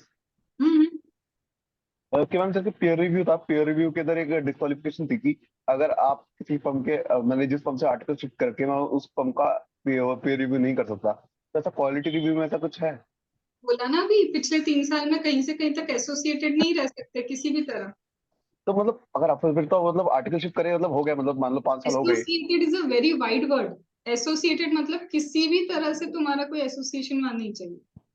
नहीं मतलब अगर जैसे मतलब अगर से आर्टिकल शिफ्ट करे मुझे हो गए 4 5 साल हो गए, सीए बन गया मैं, फिर तो कर सकता हूँ ना आराम से। फिर कर सकते मैं तो जो कोई है इसमें के पहले 3 साल भी नहीं वो होना चाहिए, और देयर आफ्टर का मतलब क्या है, 3 साल और उसके बाद मतलब करंटली भी तो अभी तुम एसोसिएटेड हो। चलो पिछले 3 साल में नहीं थे, तुम बोलोगे अभी इसी साल तो आया हूं मैं, इस साल से पहले के 3 साल में कुछ नहीं था, इस साल तुम अपॉइंट हो गए तो तुम क्या बोल रहे हो, अब तो चलेगा ना, देयर आफ्टर भी नहीं चलेगा। मैम रिव्यू करते करते हमने तो अपॉइंटमेंट ही एक्सेप्ट कर लिया, वहां पे चलेगा क्या? अरे नहीं चलेगा, इसलिए वो देयर आफ्टर है।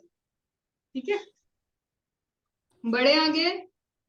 यस सिलेक्शन का क्राइटेरिया समझ आया? यस चलो अभी समझ में आया, लेकिन अभी और है। ठीक है, और सिलेक्शन होंगे। अब और सिलेक्शन क्या है मैम? एक आप करो, क्वालिटी रिव्यू बोर्ड ने डिवीजन कर लिया। क्या डिवीजन कर लिया? बोलता है यार ऐसे तो नहीं, चलो 3-4 साल ईयर वाइज समझ गए हम, पार्टनर वाइज भी समझ गए। अब एक काम करते हैं, हम देखते हैं ना किस टाइप का ऑडिट करते हैं वो। तो एंटी किस टाइप का ऑडिट कर रही है, एंटिटी किस टाइप का ऑडिट कर रही है, उसके बेसिस पे भी तो चेक कर सकते हैं। हाँ ये बात भी सही है कि सपोज लिस्टेड कंपनी का ऑडिट कर रही है, जो लिस्टेड कंपनी सपोज करो बिटकॉइन वगैरह में एंगेज्ड है, रिस्की है बॉस, देखना पड़ेगा। तो हम क्या बोल रहे हैं, एक हो गया ईयर वाइज पार्टनर वाइज, वो तो जिंदगी बड़ी आसान थी। अब बोलते हैं एंटिटी किस टाइप का ऑडिट करती है। तो एंटिटी क्या कर रही है, criteria based on entity audited, किस टाइप की एंटिटी का ऑडिट करते हैं उस पर देखते हैं। तो इसमें होगा रिस्क बेस्ड सिलेक्शन, कुछ जहां जहां रिस्की चीजें होंगी उन एंटिटी के ऑडिट को सिलेक्ट कर लिया जाए। तो ये हो गया क्या तुम्हारा रिस्क बेस्ड सिलेक्शन। तुम जितना लिखने में टाइम वेस्ट कर रहे हो ना, ये पीडीएफ में तुम लोग को देने वाली हूँ। ये पूरा पीडीएफ में तुम लोग, मेरे को क्या करना है, मैं थोड़ी ना संभाल के बैठूंगी इसको। ये पूरा लिखा हुआ है, तुम लिखने में टाइम वेस्ट करो मत। जितनी चीजें तुमने फ्लो में की है सब उसमें वही लिखा है। तो कृपया करके अपने हाथों को शांति दो और दिमाग का पूरा फोकस यहाँ रखो। मैं बिना देखे बोर्ड पे इसलिए बता रही हूँ ताकि सुनने की क्षमता बढ़ाओ। बाकी सब लिखा हुआ है यहाँ पे, ठीक है? हे भगवान। चलो ये देखो, जो मैं बोल रही हूँ वो ये रहा, criteria based on entity audited, किस टाइप की एंटिटी इसने ऑडिट करके रखी है हम उसके हिसाब से सोचते हैं। तो ये होगा ma'am risk based selection. Risky areas वाले को हम पहले सिलेक्ट कर लेंगे। फिर मैम दूसरा क्या है, मार्केट में भी तो हवा फैलती रहती है, बहुत जगह हवा फैलती है गलत गलत मार्केट में। तो मार्केट में हवा फैली है कि ये एरिया है ना, पर्टिकुलर ये बिजनेस सेक्टर बड़ा रिस्की है, तो उसके बेस पे कर लो। तो मार्केट इंटेलिजेंस रिपोर्ट जो अदरवाइज क्या कहता है कि एक रिस्की एरिया है, तो हम नहीं मानते थे कि ये रिस्की है, पर मार्केट की रिपोर्ट बोलती है कि ये एक रिस्की एरिया है, तो उसको सिलेक्ट कर लेंगे। एक तो हमारा कुछ रिस्क वाइज सिलेक्शन होगा, क्यूआर ने अपना खुद का बना के रखा है कि यार मेरे को लगता है ये रिस्क है, तो उसका खुद का रिस्क सिलेक्शन का क्राइटेरिया खुद का होगा। फिर कुछ दूसरे लोगों की भी सुनेगा, मतलब मार्केट इंटेलिजेंस रिपोर्ट जो बोलता है कि अदरवाइज ये एरिया रिस्की है, उसको सिलेक्ट कर लेगा। समझ में? फिर उसको लगता है इस एंटिटी में फ्रॉड के चांसेस ज्यादा है, तो लाइकलीहुड ऑफ फ्रॉड जहां पे ज्यादा है उसको सिलेक्ट कर लेगा। तुम कर क्या रहे हो मेरे को बताओ?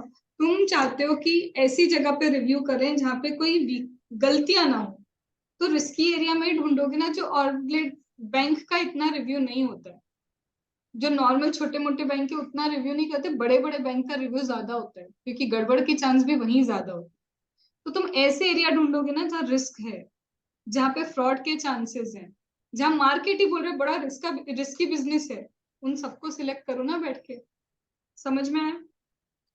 जहाँ पे दिख रहा है इरेगुलरिटीज बहुत ज्यादा है, जिस सेक्टर में जिस बिजनेस में इरेगुलरिटी के चांसेस बहुत ज्यादा है, वो सारे तुम्हारे सिलेक्शन के एरियाज।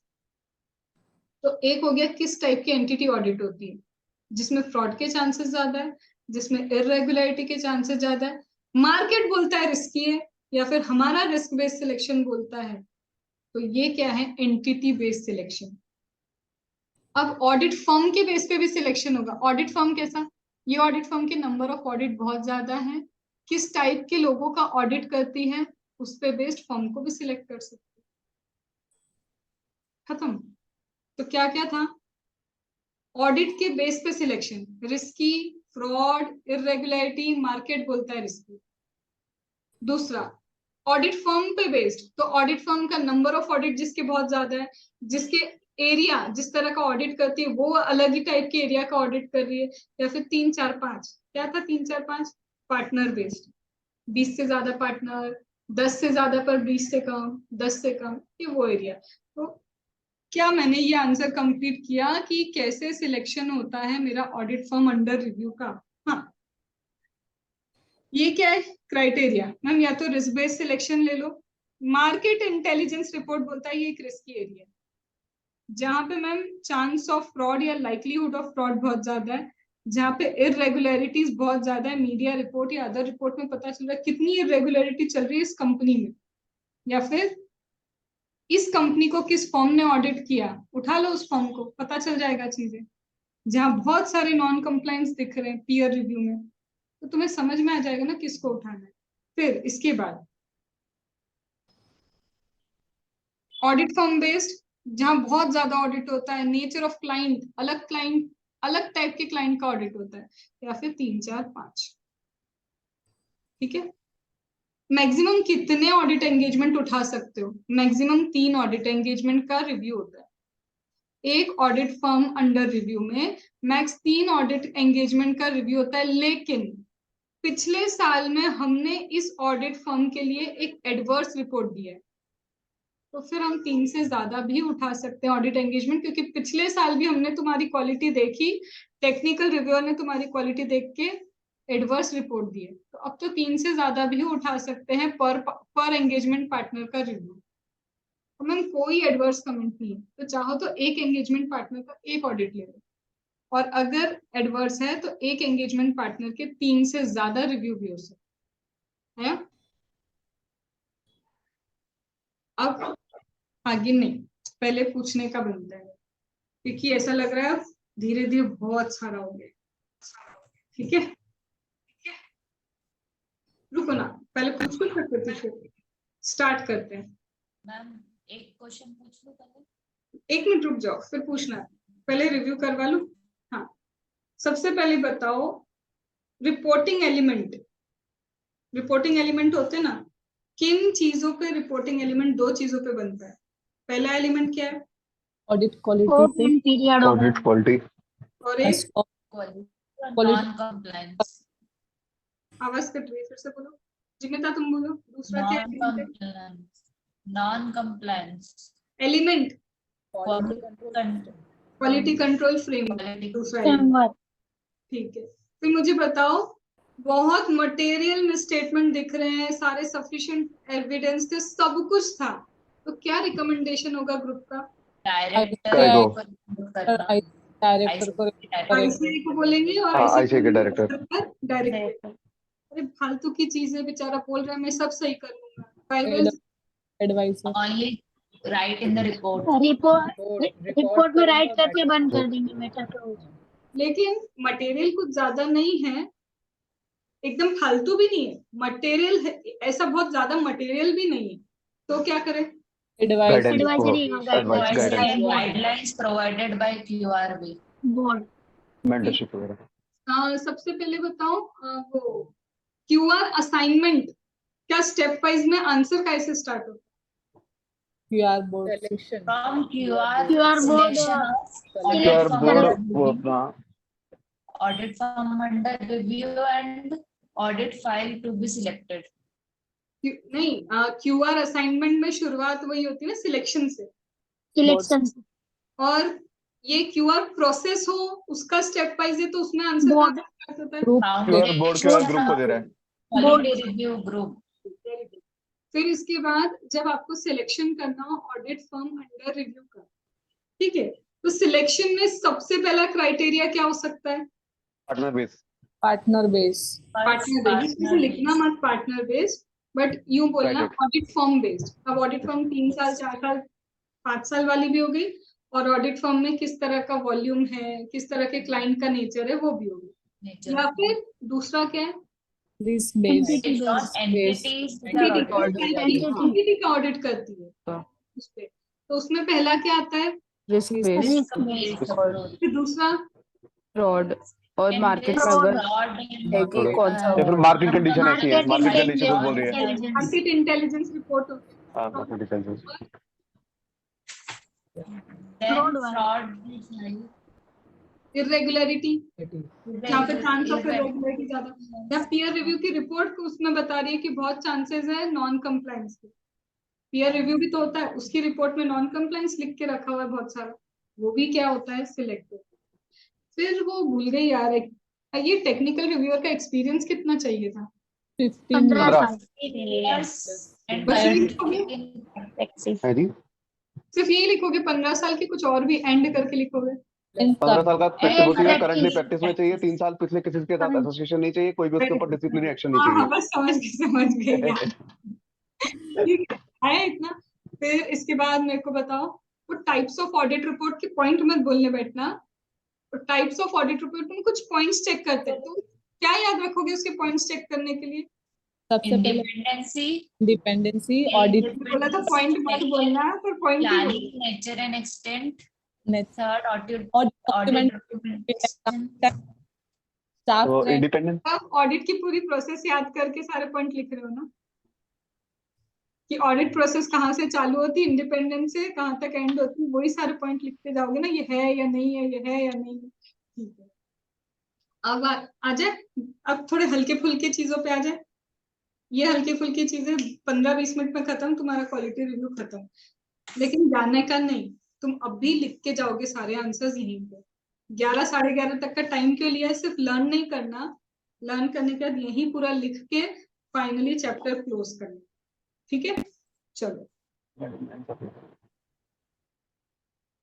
कल करेंगे हम या तो फॉरेंसिक या फिर पीयर रिव्यू, कोई एक।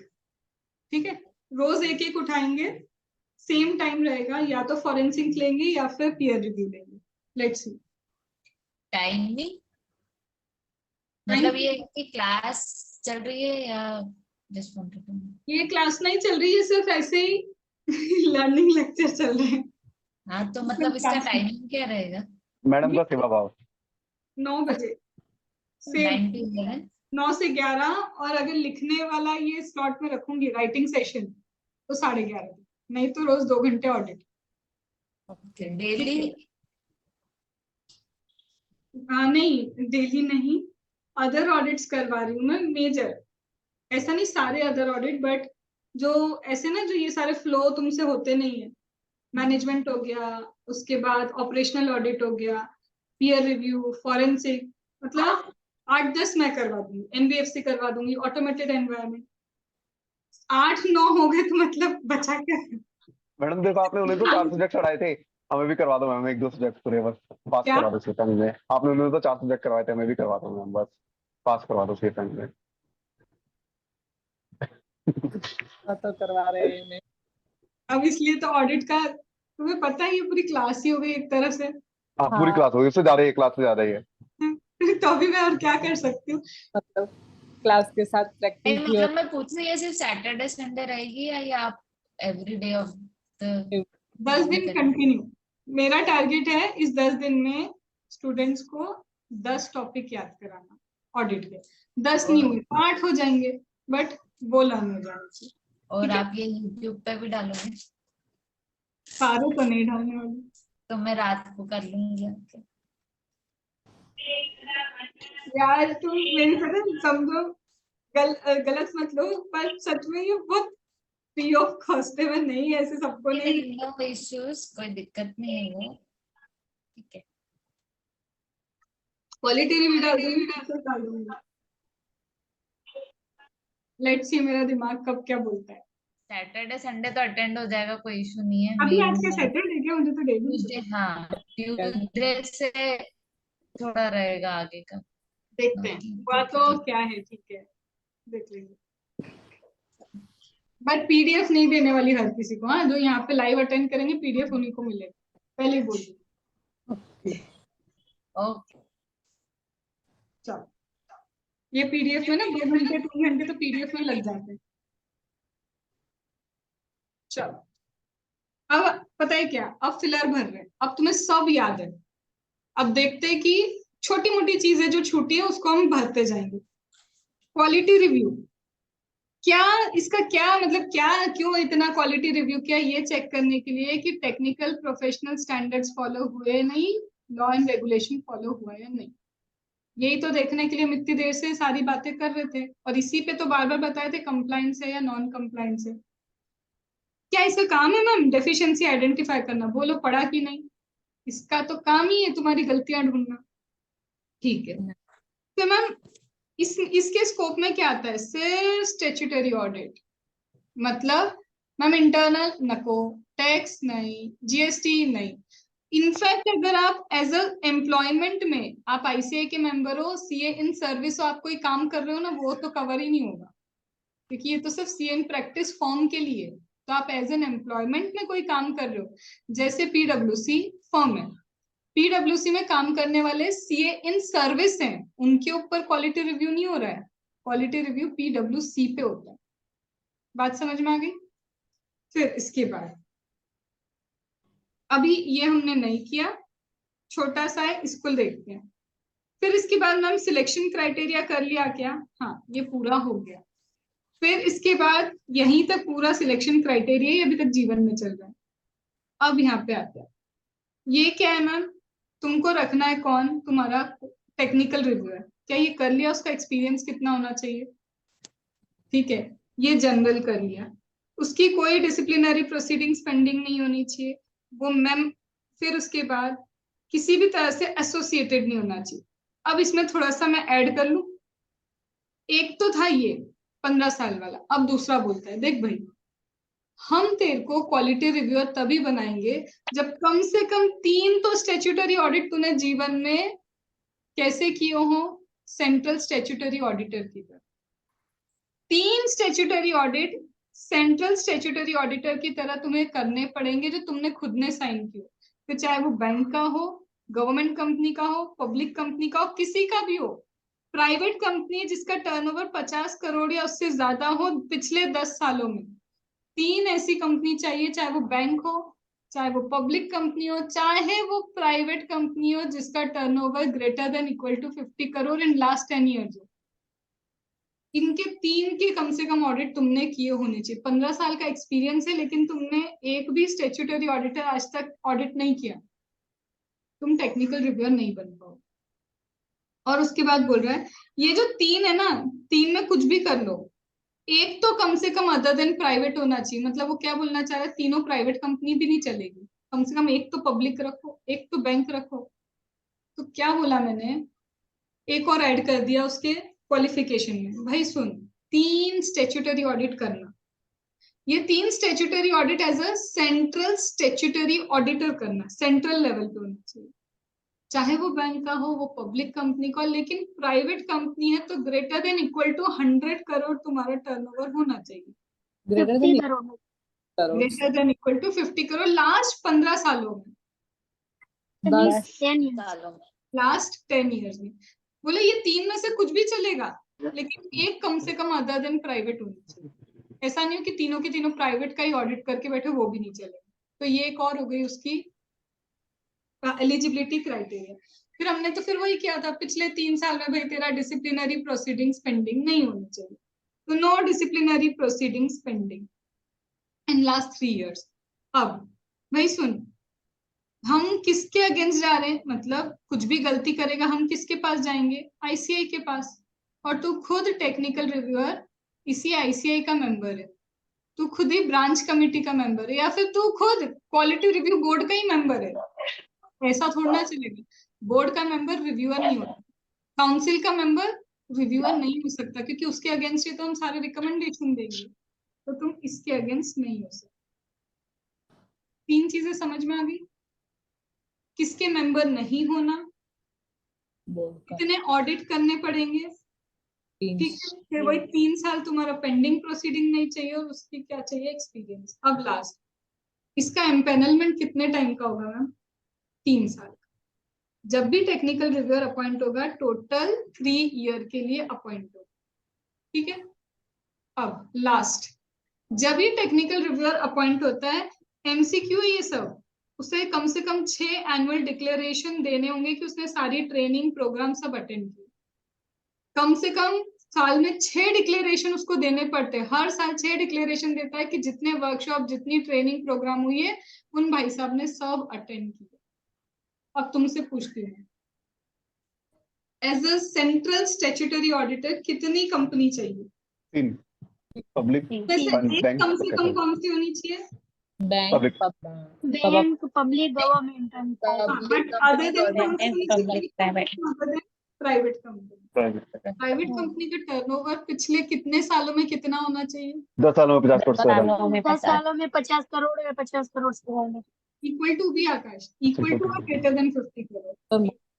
फिर इसके बाद ये तो हो गया अपना काम। फिर वो डिक्लेरेशन कितने देने पड़ते हैं और उसको 6 6 एनुअल डिक्लेरेशन। डिक्लेरेशन कोई About- सेमिनार है या कुछ भी हो रहा है तो भैया उस पे वो पार्टिसिपेशन अपडेटेड है, किया है, हमेशा अटेंड किया है। प्रोग्राम ट्रेनिंग सब हाँ। ठीक है। वो पिछले कितने सालों में तुम्हारा डिसिप्लिनरी पेंडिंग नहीं होनी चाहिए? 3 साल। लास्ट 3 फाइनेंशियल भाई साहब का कितने साल के लिए होता है? 3 साल 3 years and thereafter. 3 साल का इम्पैनलमेंट होता है। डन। अब Years. भाई साहब रहने चाहिए इंडिपेंडेंट। जरूरी है भैया, टेक्निकल रिव्यूअर इतना ही नहीं चलेगा। अब उसकी गाइडलाइंस क्या है? तेरे को इंडिपेंडेंट रहना पड़ेगा। वही किया है। इंडिपेंडेंस के साथ फिर वही बोला है, तेरा कुछ भी इंडिपेंडेंस ऑफ एक सेकेंड, इंडिपेंडेंस एंड क्वालिफिकेशन, हाँ वही है। उसी के लिए सबसे पहले इस टेक्निकल रिव्यूअर को क्या रहना पड़ेगा? इंडिपेंडेंट। फिर बोलते यही नहीं, तुम्हारी फर्म या फिर नेटवर्क फर्म या तुम्हारी फर्म और नेटवर्क फर्म के पार्टनर किसी भी तरह से कोई स्टैट्यूटरी ऑडिटर उसी कंपनी का तुम नहीं करते। भैया तुम भी तो कौन हो? Technical reviewer. तुमको हम अपॉइंट कर रहे हैं, पता चला तुम ही उस फर्म का क्या करते थे पिछले सालों में, कहीं तुम ही ऑडिट करने बैठते थे, तो क्या बोलता है? तुम्हारी फर्म, नेटवर्क फर्म या तुम्हारी फर्म या नेटवर्क फर्म का पार्टनर कोई भी किसी भी तरह की सर्विस देने में इन्वॉल्व ना हो। वही हो गया ना, कोई एसोसिएशन नहीं चाहिए तुम्हारा लास्ट 3 सालों में।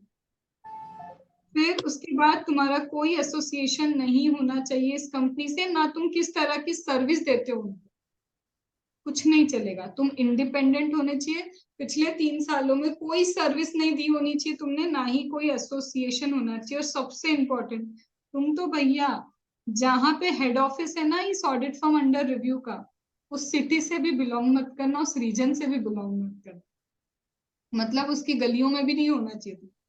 तो आफुर का जहाँ पे क्या है, आफुर इज ऑडिट फर्म, उसका हेड ऑफिस जाए, तुम उसके रीजन के भी बिलोंग नहीं होना चाहिए। सिटी रीजन दोनों ही नहीं चलेगा। मतलब बहुत भारी है ना, सेंट्रल गवर्नमेंट क्वालिटी रिव्यू कर रहा है। सपोज करो तुम पंजाब में हो और मैं भी कहाँ पंजाब की हूँ, मुझे वहां का टेक्निकल रिव्यू नहीं मिलेगा।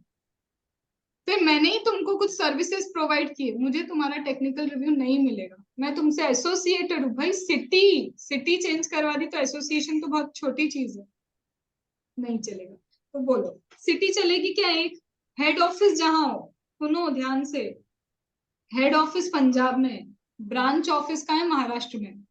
यहाँ पे मुझे मिल जाएगा, महाराष्ट्र में टेक्निकल रिव्यू मिल सकता है क्योंकि वो ब्रांच है। जिस सिटी में उसका हेड ऑफिस है, तुम उस हेड ऑफिस के क्या नहीं होना चाहिए, वहीं बिलोंग नहीं करना चाहिए टेक्निकल रिव्यू। दूसरा, तुमने कोई सर्विस नहीं दी होनी चाहिए पिछले 3 सालों में, तुम उससे एसोसिएटेड नहीं होने चाहिए, कोई ले दे के डिसिप्लिनरी प्रोसीडिंग पेंडिंग नहीं होनी चाहिए।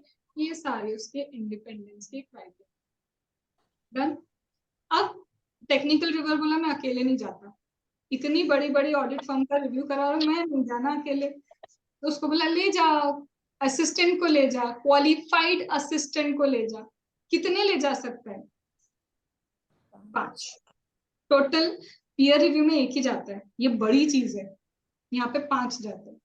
अब तुमको क्या लग रहा है, ये क्वालिफाइड असिस्टेंट कौन है? Chartered accountant in practice. ये डिस्क्वालीफाई नहीं होना चाहिए। कम से कम 1 साल तुम्हारे साथ काम किया होना चाहिए, तुम्हें पता हो कि काम कैसा करता है। ऐसे लोगों को लेके जाओ जिससे तुम कम से कम 1 साल तो जानते हो, तो कम से कम 1 साल इसने तुम्हारे साथ काम किया होना चाहिए। क्वालिटी रिव्यू हो गया, ठीक है।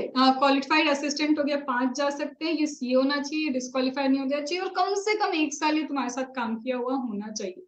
और इसको भी बोलना कॉन्फिडेंशियलिटी मेंटेन करनी है, तो इसे कॉन्फिडेंशियलिटी का क्या देना होगा? डिक्लेरेशन। आई बात समझ में? डन। तो this was with respect to your qualified. Ma'am कितने जाएंगे? 5 जाएंगे।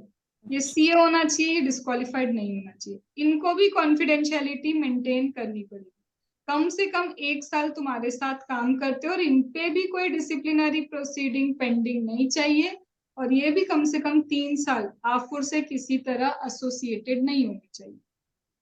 और ना ही बोर्ड के साथ ना ही आफुर के साथ कोई डायरेक्ट इंटरफेस इनका नहीं चाहिए। ये बोर्ड से बात करेंगे क्या? नहीं। टेक्निकल रिव्यूअर से बात करेंगे, ये क्वालिफाइड असिस्टेंट से बोर्ड बात नहीं करेंगे। तो डायरेक्ट इंटरफेस बोर्ड से भी नहीं चाहिए, आफुर से भी नहीं चाहिए। पिछले 3 साल में तेरा भी कुछ पेंडिंग प्रोसीडिंग नहीं होनी चाहिए।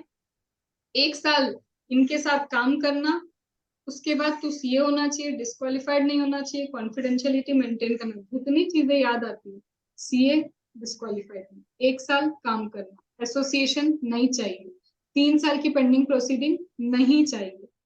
उसके बाद डायरेक्ट इंटरफेस ना बोर्ड से होगा ना आफुर से होगा तेरा।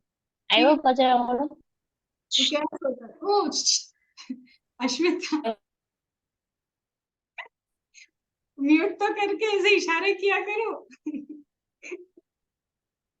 मैम मुझे एक डाउट है, जो सीए है क्वालिफाइड असिस्टेंट, वो प्रैक्टिस में होना चाहिए कि सर्विस पे चलेगा? सर्विस भी चलेगा, तुम्हारे साथ काम किया होना चाहिए कैसे भी। ओके कि बस तुम्हें उस 1 साल पता होना चाहिए किस बंदे को लेके जा रहे हैं। ओके। ठीक है। और दिस जो कंप्लीट। और डाउट है, लास्ट मतलब three three centre statutory audit है, उसमें बैंक है, तो बैंक कोई भी चलेगी, कोऑपरेटिव? ओके सिर्फ बैंक। ठीक है। मैम आपके पास ऑप्शन भी होता है कि वो मना भी कर सकता है किसी तरीके से, कि भाई मान लो उसने क्वालिटी रिव्यू बोर्ड ने सिलेक्ट कर लिया उसे, तो वो मना भी करता है भाई मेरा पिछली बार साल ऑडिट है या कुछ भी विश्वास। उनको किस बात का दूं? नहीं, कुछ भी नहीं। ठीक है। तो क्वालिफाइड असिस्टेंट का सारी चीजें याद हुई। यस। फिर उसके बाद टेक्निकल वाले की सारी चीजें अब ले देके 2 आंसर देते, और वो भी करे हुए हैं, इसलिए थोड़ा शांति रखो। प्रकृति कुछ पूछ रही थी, पहले पूछ लो। हाँ, बीच में बोल रही थी ना, तब मैंने कहा था ये करवा लूं फिर बोलना। अरे मुझे ये पूछना था कि जो आपने बोला था कि आफूर को 3 टाइम्स जो है 3 फॉर्म्स मिलेगी, एक एंगेजमेंट पार्टनर को या फिर एक एंगेजमेंट पार्टनर की 3 ऑडिट फाइल मिलेगी। मतलब जैसे अगर हम आफूर की ऑडिट कर रहे हैं तो उसमें 4 पार्टनर है, तो उस एक एंगेजमेंट पर पार्टनर की एंगेजमेंट 3। पार्टनर की 3 फाइल होती है, लेकिन अगर पिछली बार एडवर्स रिपोर्ट दिया तो पर की 3 से भी ऊपर हो सकती है। ओके कुछ नहीं दिया तो पर की पर भी ले सकते। ठीक है। तो जैसे हम बड़ी फॉर्म होती है उसके अंदर आपने बोला कि 20 से ज्यादा पार्टनर है, तो उसका तो मतलब हर 3 सालों में उसका तो होएगा, तो हर मतलब 20 पार्टनर है, हर एक के 3 मतलब 60 एंगेजमेंट को रिव्यू करेंगे वो। सुनो, तुम एंगेजमेंट पार्टनर का मतलब गलत ले रहे हो। इसका मतलब एंगेजमेंट पार्टनर मतलब जिसने, सपोज तुमने मुझे ऑडिट ऑफर किया, हाँ साइन किसने किया? लेटर ऑफ एंगेजमेंट पे, वो मेन हो गया एंगेजमेंट पार्टनर। अब 20 पार्टनर है, सपोज करो 5 ही लोग हैं हेड, जो क्या करते हैं, डिसाइड करते हैं कि लिस्टेड कंपनी के कौन सा ऑडिट लेना है, ऐसे एरिया डिवाइडेड है। बाकी के सी उनके लिए क्या है? हेल्पिंग हैंड हो गए। तो जरूरी नहीं 20 है तो 20 की 20 पार्टनर का मतलब 20 partner is not equal to engagement partner. Okay ma'am जैसे बिग फोर में होता है, जैसे कि इतने सारे पार्टनर होते हैं, तो वो सारे पार्टनर हो गए ना, उन सारे पार्टनर की जितने एंगेजमेंट पार्टनर हो है गए। वो, लेकिन एंगेजमेंट पार्टनर सिर्फ साइनिंग पार्टनर एंगेजमेंट पार्टनर होता है। बिग हाँ तो वो फोर में सारे साइन। साइनिंग पार्टनर सारे नहीं है। ठीक है। साइनिंग अथॉरिटी जिसको मिलती है वो है, तुमने ऑडिट किया, ऑडिट तुम साइन करके दे रहे हो, हेल्प करने के लिए तो बहुत सारे सीए लगे हुए हैं। अच्छा मेन जो पार्टनर जो साइन कर रहा है बंदा, दैट इज उसके एंगेजमेंट पार्टनर। उसके 3 एंगेजमेंट वो देखेगा। अगर उस आदमी ने पिछली बार एडवर्स रिपोर्ट दी हो तो उस केस में वो 3 से ज्यादा भी देख सकता है। यस। ठीक है। तो डोंट गेट कंफ्यूज कि 20 partner is equal to 20 engagement partner नहीं होता है। चलो, लास्ट 10 की सांस लो, बप्पा मोरिया बोलो। तुम्हारा क्वालिटी रिव्यू, मैं ये नहीं बोलती 100% हुआ होगा, बट 60% तो हो गया होगा। अब 40% की मेहनत आधे घंटे की तुम्हारी है। ठीक है। चलो मैम, ये क्या है? कुछ गाइडलाइंस है भैया टेक्निकल रिव्यूअर। अभी पता है 2-3 पॉइंट तो मैं ऑलरेडी भी बोल चुकी हूँ इसके अंदर भी, जो तुम्हें पता है। गाइडलाइन क्या है मैम? मतलब एक बच्चे को भेज रहे हो कहीं कुछ जंग पे, टेक्निकल रिव्यू जंग पे तो जा रहा है सारी चीजें ढूंढने, तो उसको क्या बोला, सुन जो भी इंफॉर्मेशन आएगी कॉन्फिडेंस कॉन्फिडेंशियल रखना। तो ऑडिट करने नहीं जा रहा है, तेरे को सिर्फ ऑडिट डॉक्यूमेंटेशन का रिव्यू करना। तेरे को भी टेक्निकल गाइडलाइंस फॉलो करनी पड़ेगी, अदर गाइडलाइंस फॉलो करनी पड़ेगी। मैं इसकी जगह ऐसे खुद से बताती हूँ ना, तुमको जल्दी याद होगा। सुनो, टेक्निकल रिव्यूअर जंग पे निकल गया, उसको पहले ही बताना जो इन्फॉर्मेशन आए ना अपने तक रखना, किसी को बताना नहीं हमारे सिवा। फिर उसके बाद पूरा ऑडिट मत करने बैठना, बहुत टाइम लग जाएगा। तू तो सिर्फ उठाना ऑडिट का डॉक्यूमेंटेशन, उसको चेक कर लेना, उसको रिव्यू करना। अब उसमें तेरे को कुछ नॉन कंप्लायंस मिलेंगे, भाई को मिलेंगे ना, ऑडिट डॉक्यूमेंट देखते देखते नॉन कंप्लायंस मिलेंगे, तो उसको बस सुन, मैं एक तेरे को पते की बात बताती हूँ, बाइफरकेशन कर लेना, कौन सा मटेरियल है कौन सा नॉन मटेरियल। 3 चीजें बोली मैंने, कॉन्फिडेंशियलिटी रखना, बोलना नहीं किसी को। दूसरा मैंने क्या बोला, पूरा मत करना, ऑडिट डॉक्यूमेंटेशन रिव्यू करके आना, उसमें मिलेंगे तेरे को non compliance, bifurcate them into material and non material. ठीक है, फिर वो बोलेगा कि चलो मैं कुछ कमेंट दूंगा, मुझे मटेरियल नॉन मटेरियल कुछ मिलेगा, नॉन कंप्लायंस मिलेंगे, तो मुझे मेरे कमेंट देने होंगे। मैंने कहा पूरे कमेंट देना, लेकिन अपने कमेंट को एक्सप्लेन भी करना और उसका जस्टिफिकेशन भी देना कि तुमने ये कमेंट क्यों दिया।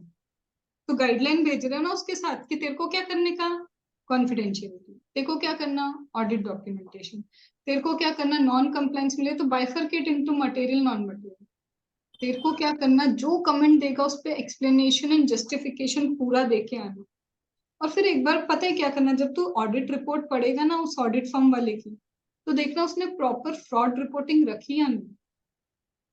ऑडिटर का काम है 240 फ्रॉड की रिपोर्टिंग भी ढंग से करनी है, तो ये जरूर चेक करना, ये अलग ही पॉइंट निकल रहा है, तो ये जरूर चेक करना उसने अपनी रिपोर्ट में फ्रॉड रिपोर्टिंग एडिक्वेट रखी है या नहीं रखी।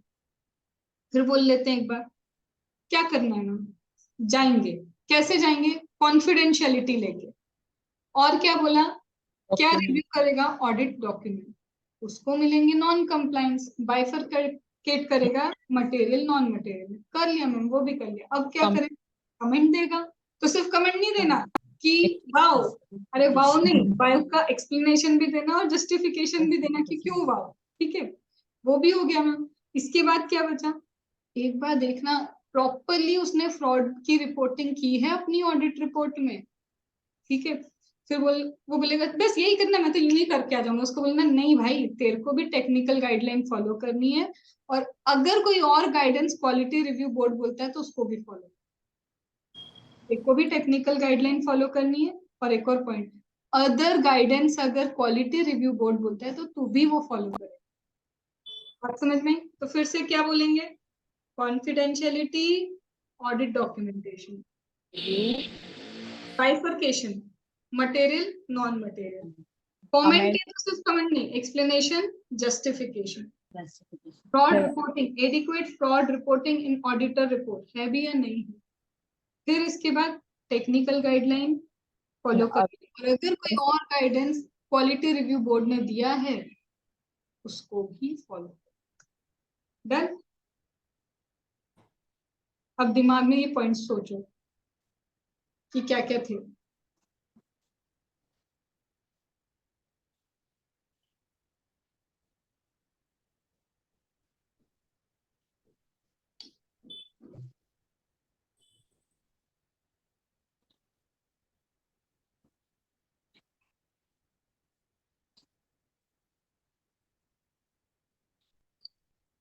मैम एक बार ये फ्रॉड रिपोर्टिंग वाला पॉइंट एक बार दोबारा बताओगे प्लीज। देखो क्या होता है, ऑडिटर, इंडिपेंडेंट ऑडिटर को अपनी रिपोर्ट में प्रॉपरली फ्रॉड रिपोर्टिंग करनी होती है, हाँ वही तो सबसे मेन है। ठीक है। तो वो बोल रहा है कि जाके तू चेक करना कि प्रॉपर पैराग्राफ था, प्रॉपर रिपोर्टिंग थी फ्रॉड के बारे में, इंडिपेंडेंट ऑडिटर की रिपोर्ट। टेक्निकल रिव्यूअर जाएगा आफुर के यहाँ, आफुर के ऑडिट को चेक करेगा, उसने ऑडिट करके एक ऑडिट रिपोर्ट बनाई होगी, तो वो बोल रहा है इस ऑडिट रिपोर्ट में चेक करना फ्रॉड की रिपोर्टिंग उसने ढंग की रखी है कि नहीं रखी। ये जो मैम ऑडिट रिपोर्ट हम पढ़ते हैं ऐसे 700 के अंदर ऑडिट रिपोर्ट का पूरा पढ़ते हैं कौन सा है, तो उसमें कौन से वाले में आता है फ्रॉड वाला। 240 ऐसे 240 fraud reporting.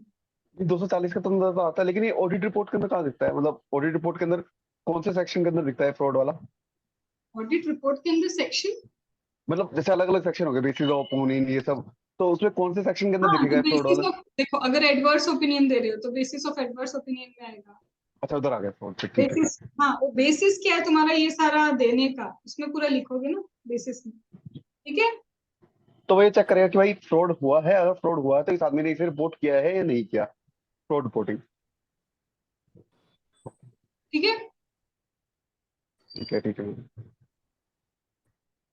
House the josh, hi hi ma'am. हाय ये अश्मिता का है। फिर से बोलो, हाउस द जोश।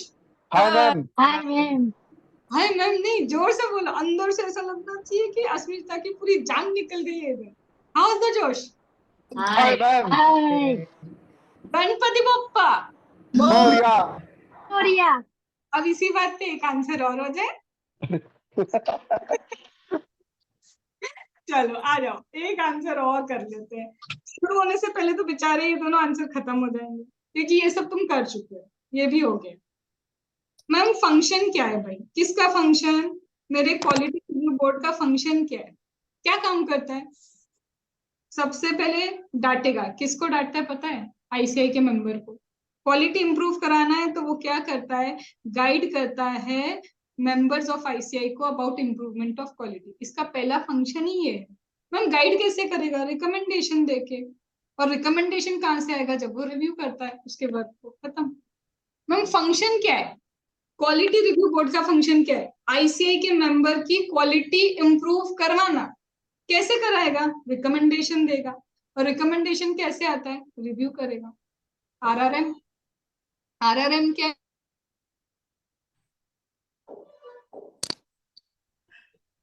Review recommend to member of ICI. Review, उसके बाद वो करेगा, रिव्यू करेगा, एम से मेंबर ऑफ मॉनिटर करेगा, और रिव्यू मॉनिटर रिकमेंडेशन देगा। जाने आरआरएम। जाके भूल जाओ, सीधे मेंबर्स ऑफ आईसीआई को इंप्रूव करवाएगा क्वालिटी। ये हाँ। उसका पहला function.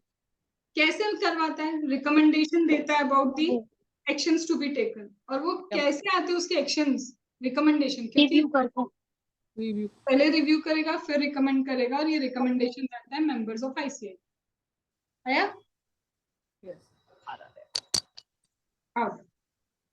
Ma'am quality review board ये रिकमेंडेशन में क्या क्या बोलेगा?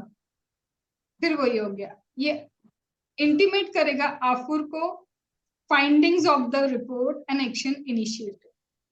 क्वालिटी रिव्यू बोर्ड बताएगा भाई देख ये सारी चीजें हमको मिली है तेरे रिपोर्ट में, और ये एक्शन तेरे को लेने हैं। क्या क्या चीजें मिली है देख, मुझे नॉन कंप्लाइंस मिला, उसके बारे में बता देगा। फिर वो क्या बोलेगा? Review arise due to reference actions that may be recommended by quality review board. ऐसे याद कराने की जगह फिर से वही फ्लो कुछ बता के तुमको बता। मैम एक क्यूआरजी ने एक्शन रिकमेंड किए थे, याद है? क्यूआरजी, जाओ डायरेक्टरेट के पास, डायरेक्ट उसको एडवाइस दी थी, गाइडलाइन दी थी, और एक जगह रिपोर्ट लिख के बंद कर दिया था। ये वो आंसर। अब आंसर है कि क्यूआरबी क्या क्या एक्शन रिकमेंड करेगा। मतलब देखो, क्वालिटी रिव्यू ग्रुप में तुमको दे दिया कि ये एक्शन है, जरूरी थोड़ा ना क्यूआरबी को वो एक्शन पसंद आएंगे। या तो उसको क्यूआरजी के एक्शन पसंद आ जाएंगे, वो एक्सेप्ट कर ले। अगर पसंद नहीं आया तो रीजन लिखेगा कि क्यों क्यूआरजी की बातों को मैं नहीं मान रहा और अब मैं क्या करने वाली। अब उसको क्या करना है? रेगुलेटरी अथॉरिटी ने खुद मेरे को कॉल किया, एक रेगुलेटरी अथॉरिटी ने क्या किया, मुझे खुद कॉल किया और कॉल करके बोला इसका क्वालिटी रिव्यू करो। तो तुम्हें नहीं लगता जो भी रिपोर्ट में आया होगा उस रेगुलेटरी अथॉरिटी को बताना पड़ेगा ना? तो पहला वही, अगर रिव्यू रेगुलेटरी बॉडी के कहने पे हुआ है तो जो भी रिपोर्टिंग आई है वो किसको बताओगे?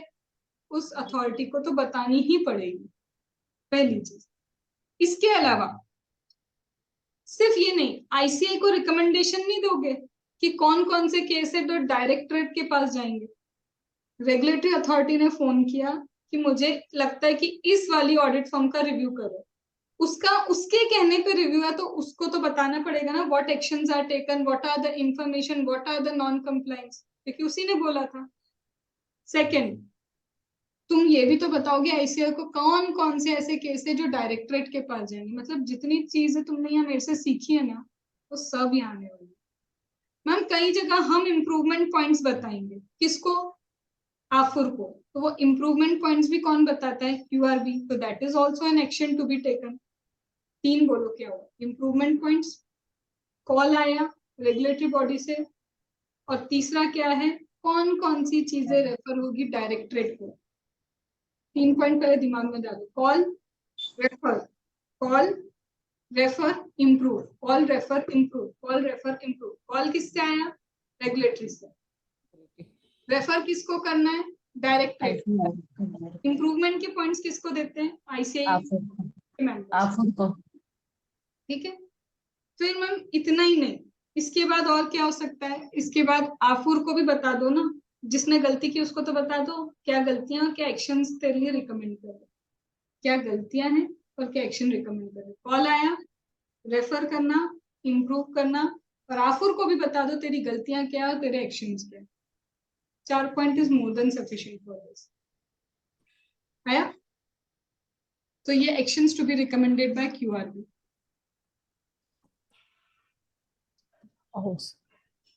सच बोलो, खुद से अगर कर रहे होते तुम अब तक तो छोड़ चुके होते कि कल कर लेंगे, और वो कल 2 दिन में ही खत्म होता तुम्हारा, 3 दिन में ही खत्म होता। अब तुम्हारा टारगेट क्या है, 10 मिनट का ब्रेक दे रही हूँ तुमको, सुकून से नाचो गाओ, जो करना है गाने लगाओ, 10 मिनट टाइमर लग रहा है यहाँ पे।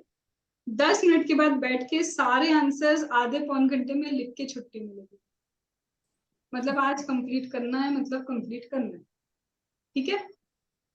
चलो बोलो। देखो कई बार ना रेगुलेटरी बॉडी खुद बोलती है कि मेरे को लगता है ये फर्म का ऑडिट होना चाहिए, रिव्यू होना चाहिए। उसने ही करवाया रिव्यू, तो उसको तो सारा रिजल्ट बताओगे ना कि नहीं थे नॉन कंप्लायंस, कुछ नहीं था, या फिर थे, ऐसी ऐसी चीजें थी, तो उसको भी रिपोर्ट जाती है, और फिर क्या रिकमेंडेटरी एक्शन लिए वो भी उसको जाता है, ठीक है। चलो तो हम मिलेंगे 11 बजे, यहाँ टाइम लग रहा है 10 मिनट का। गाने सुनने हैं, मोबाइल चलाने का नहीं। इच्छा हो ऐसे करने की तो हाथ मारना खुद पे और वापस ले लेना। चाहे तो जाके बालकनी पे खड़े हो जाओ, इधर से गाने लगाओ और सुनते रहो, लेकिन आंखों को रेस्ट देने का है, ठीक है। ओके, टाइमर लगा रही हूँ 10 मिनट्स। सुनो, अब मैं दे रही हूँ क्वेश्चन, जितने पॉइंट याद आते हैं, ऐसा नहीं कि अरे मैम भूल गए, ये हो गया वो गया, नहीं। जो याद आ गया मतलब वो अब रिटेन है, जो नहीं याद आया वो तुम्हें कल सुबह, तुम 4 बजे उठते हो, 6 बजे उठते हो, 7 बजे उठते हो, जो करते हो, आधे घंटे में सिर्फ उन पॉइंट्स को वापस लर्न कर लेना, तुम्हारा क्वालिटी रिव्यू फुल फ्लेज खत्म हो जाए, ठीक है। तो अभी लिख के देख रहे हो कि रिकॉल कर रहे हो तुम, एक्चुअली जिसको मैं बोलती हूँ ना बार बार रिकॉलिंग, तो अभी हम रिकॉल कर रहे हैं आधे घंटे में, पॉइंट्स तो भूलोगे पक्का, और जो भूल रहे हो वही कल सुबह आधे घंटे में उतनी चीजों को लर्न करना। कल जब हम अगर पीयर रिव्यू किया या क्वालिटी वो फॉरेंसिक वाला किया, जो भी किया, शुरुआत के 15 मिनट में फिर से ये रिवाइज करवाऊंगी, ठीक है। चलो लिखो क्वेश्चन। पहला, points to consider, points to consider for the type of report.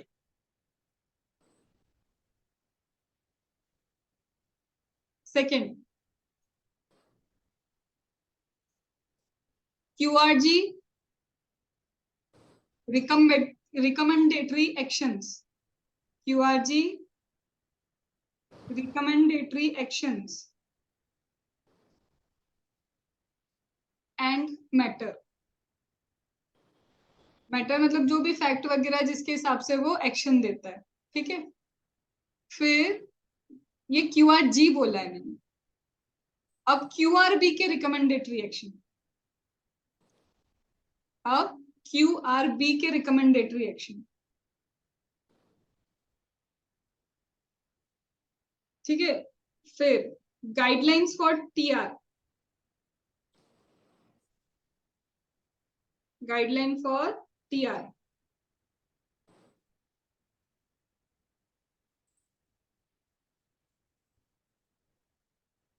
Then step wise QR assignment, step wise QR assignment. इसमें तुम्हें करना रहेगा कुछ डेज है, 7 डेज, वो तुम्हें कंप्लीट, वो बस लर्निंग में फिलर देना है तुम्हें, 7 दिन का एक पॉइंट है वहां पे। Then last reporting elements, reporting element.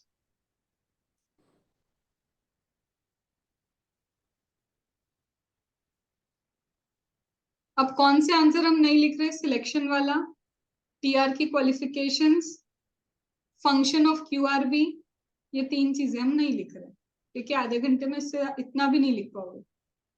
ठीक है, तो सिलेक्शन, फंक्शन ये नहीं लिखा हमने, और एक QR प्रोसेस की स्टेप वाइज अप्रोच नहीं लिखी। चलो स्टार्ट हो जाओ, आधे घंटे का टाइमर लगा देना। हाथ दुखेंगे, दुखने देना, अच्छा है, प्रैक्टिस हो जाएगी।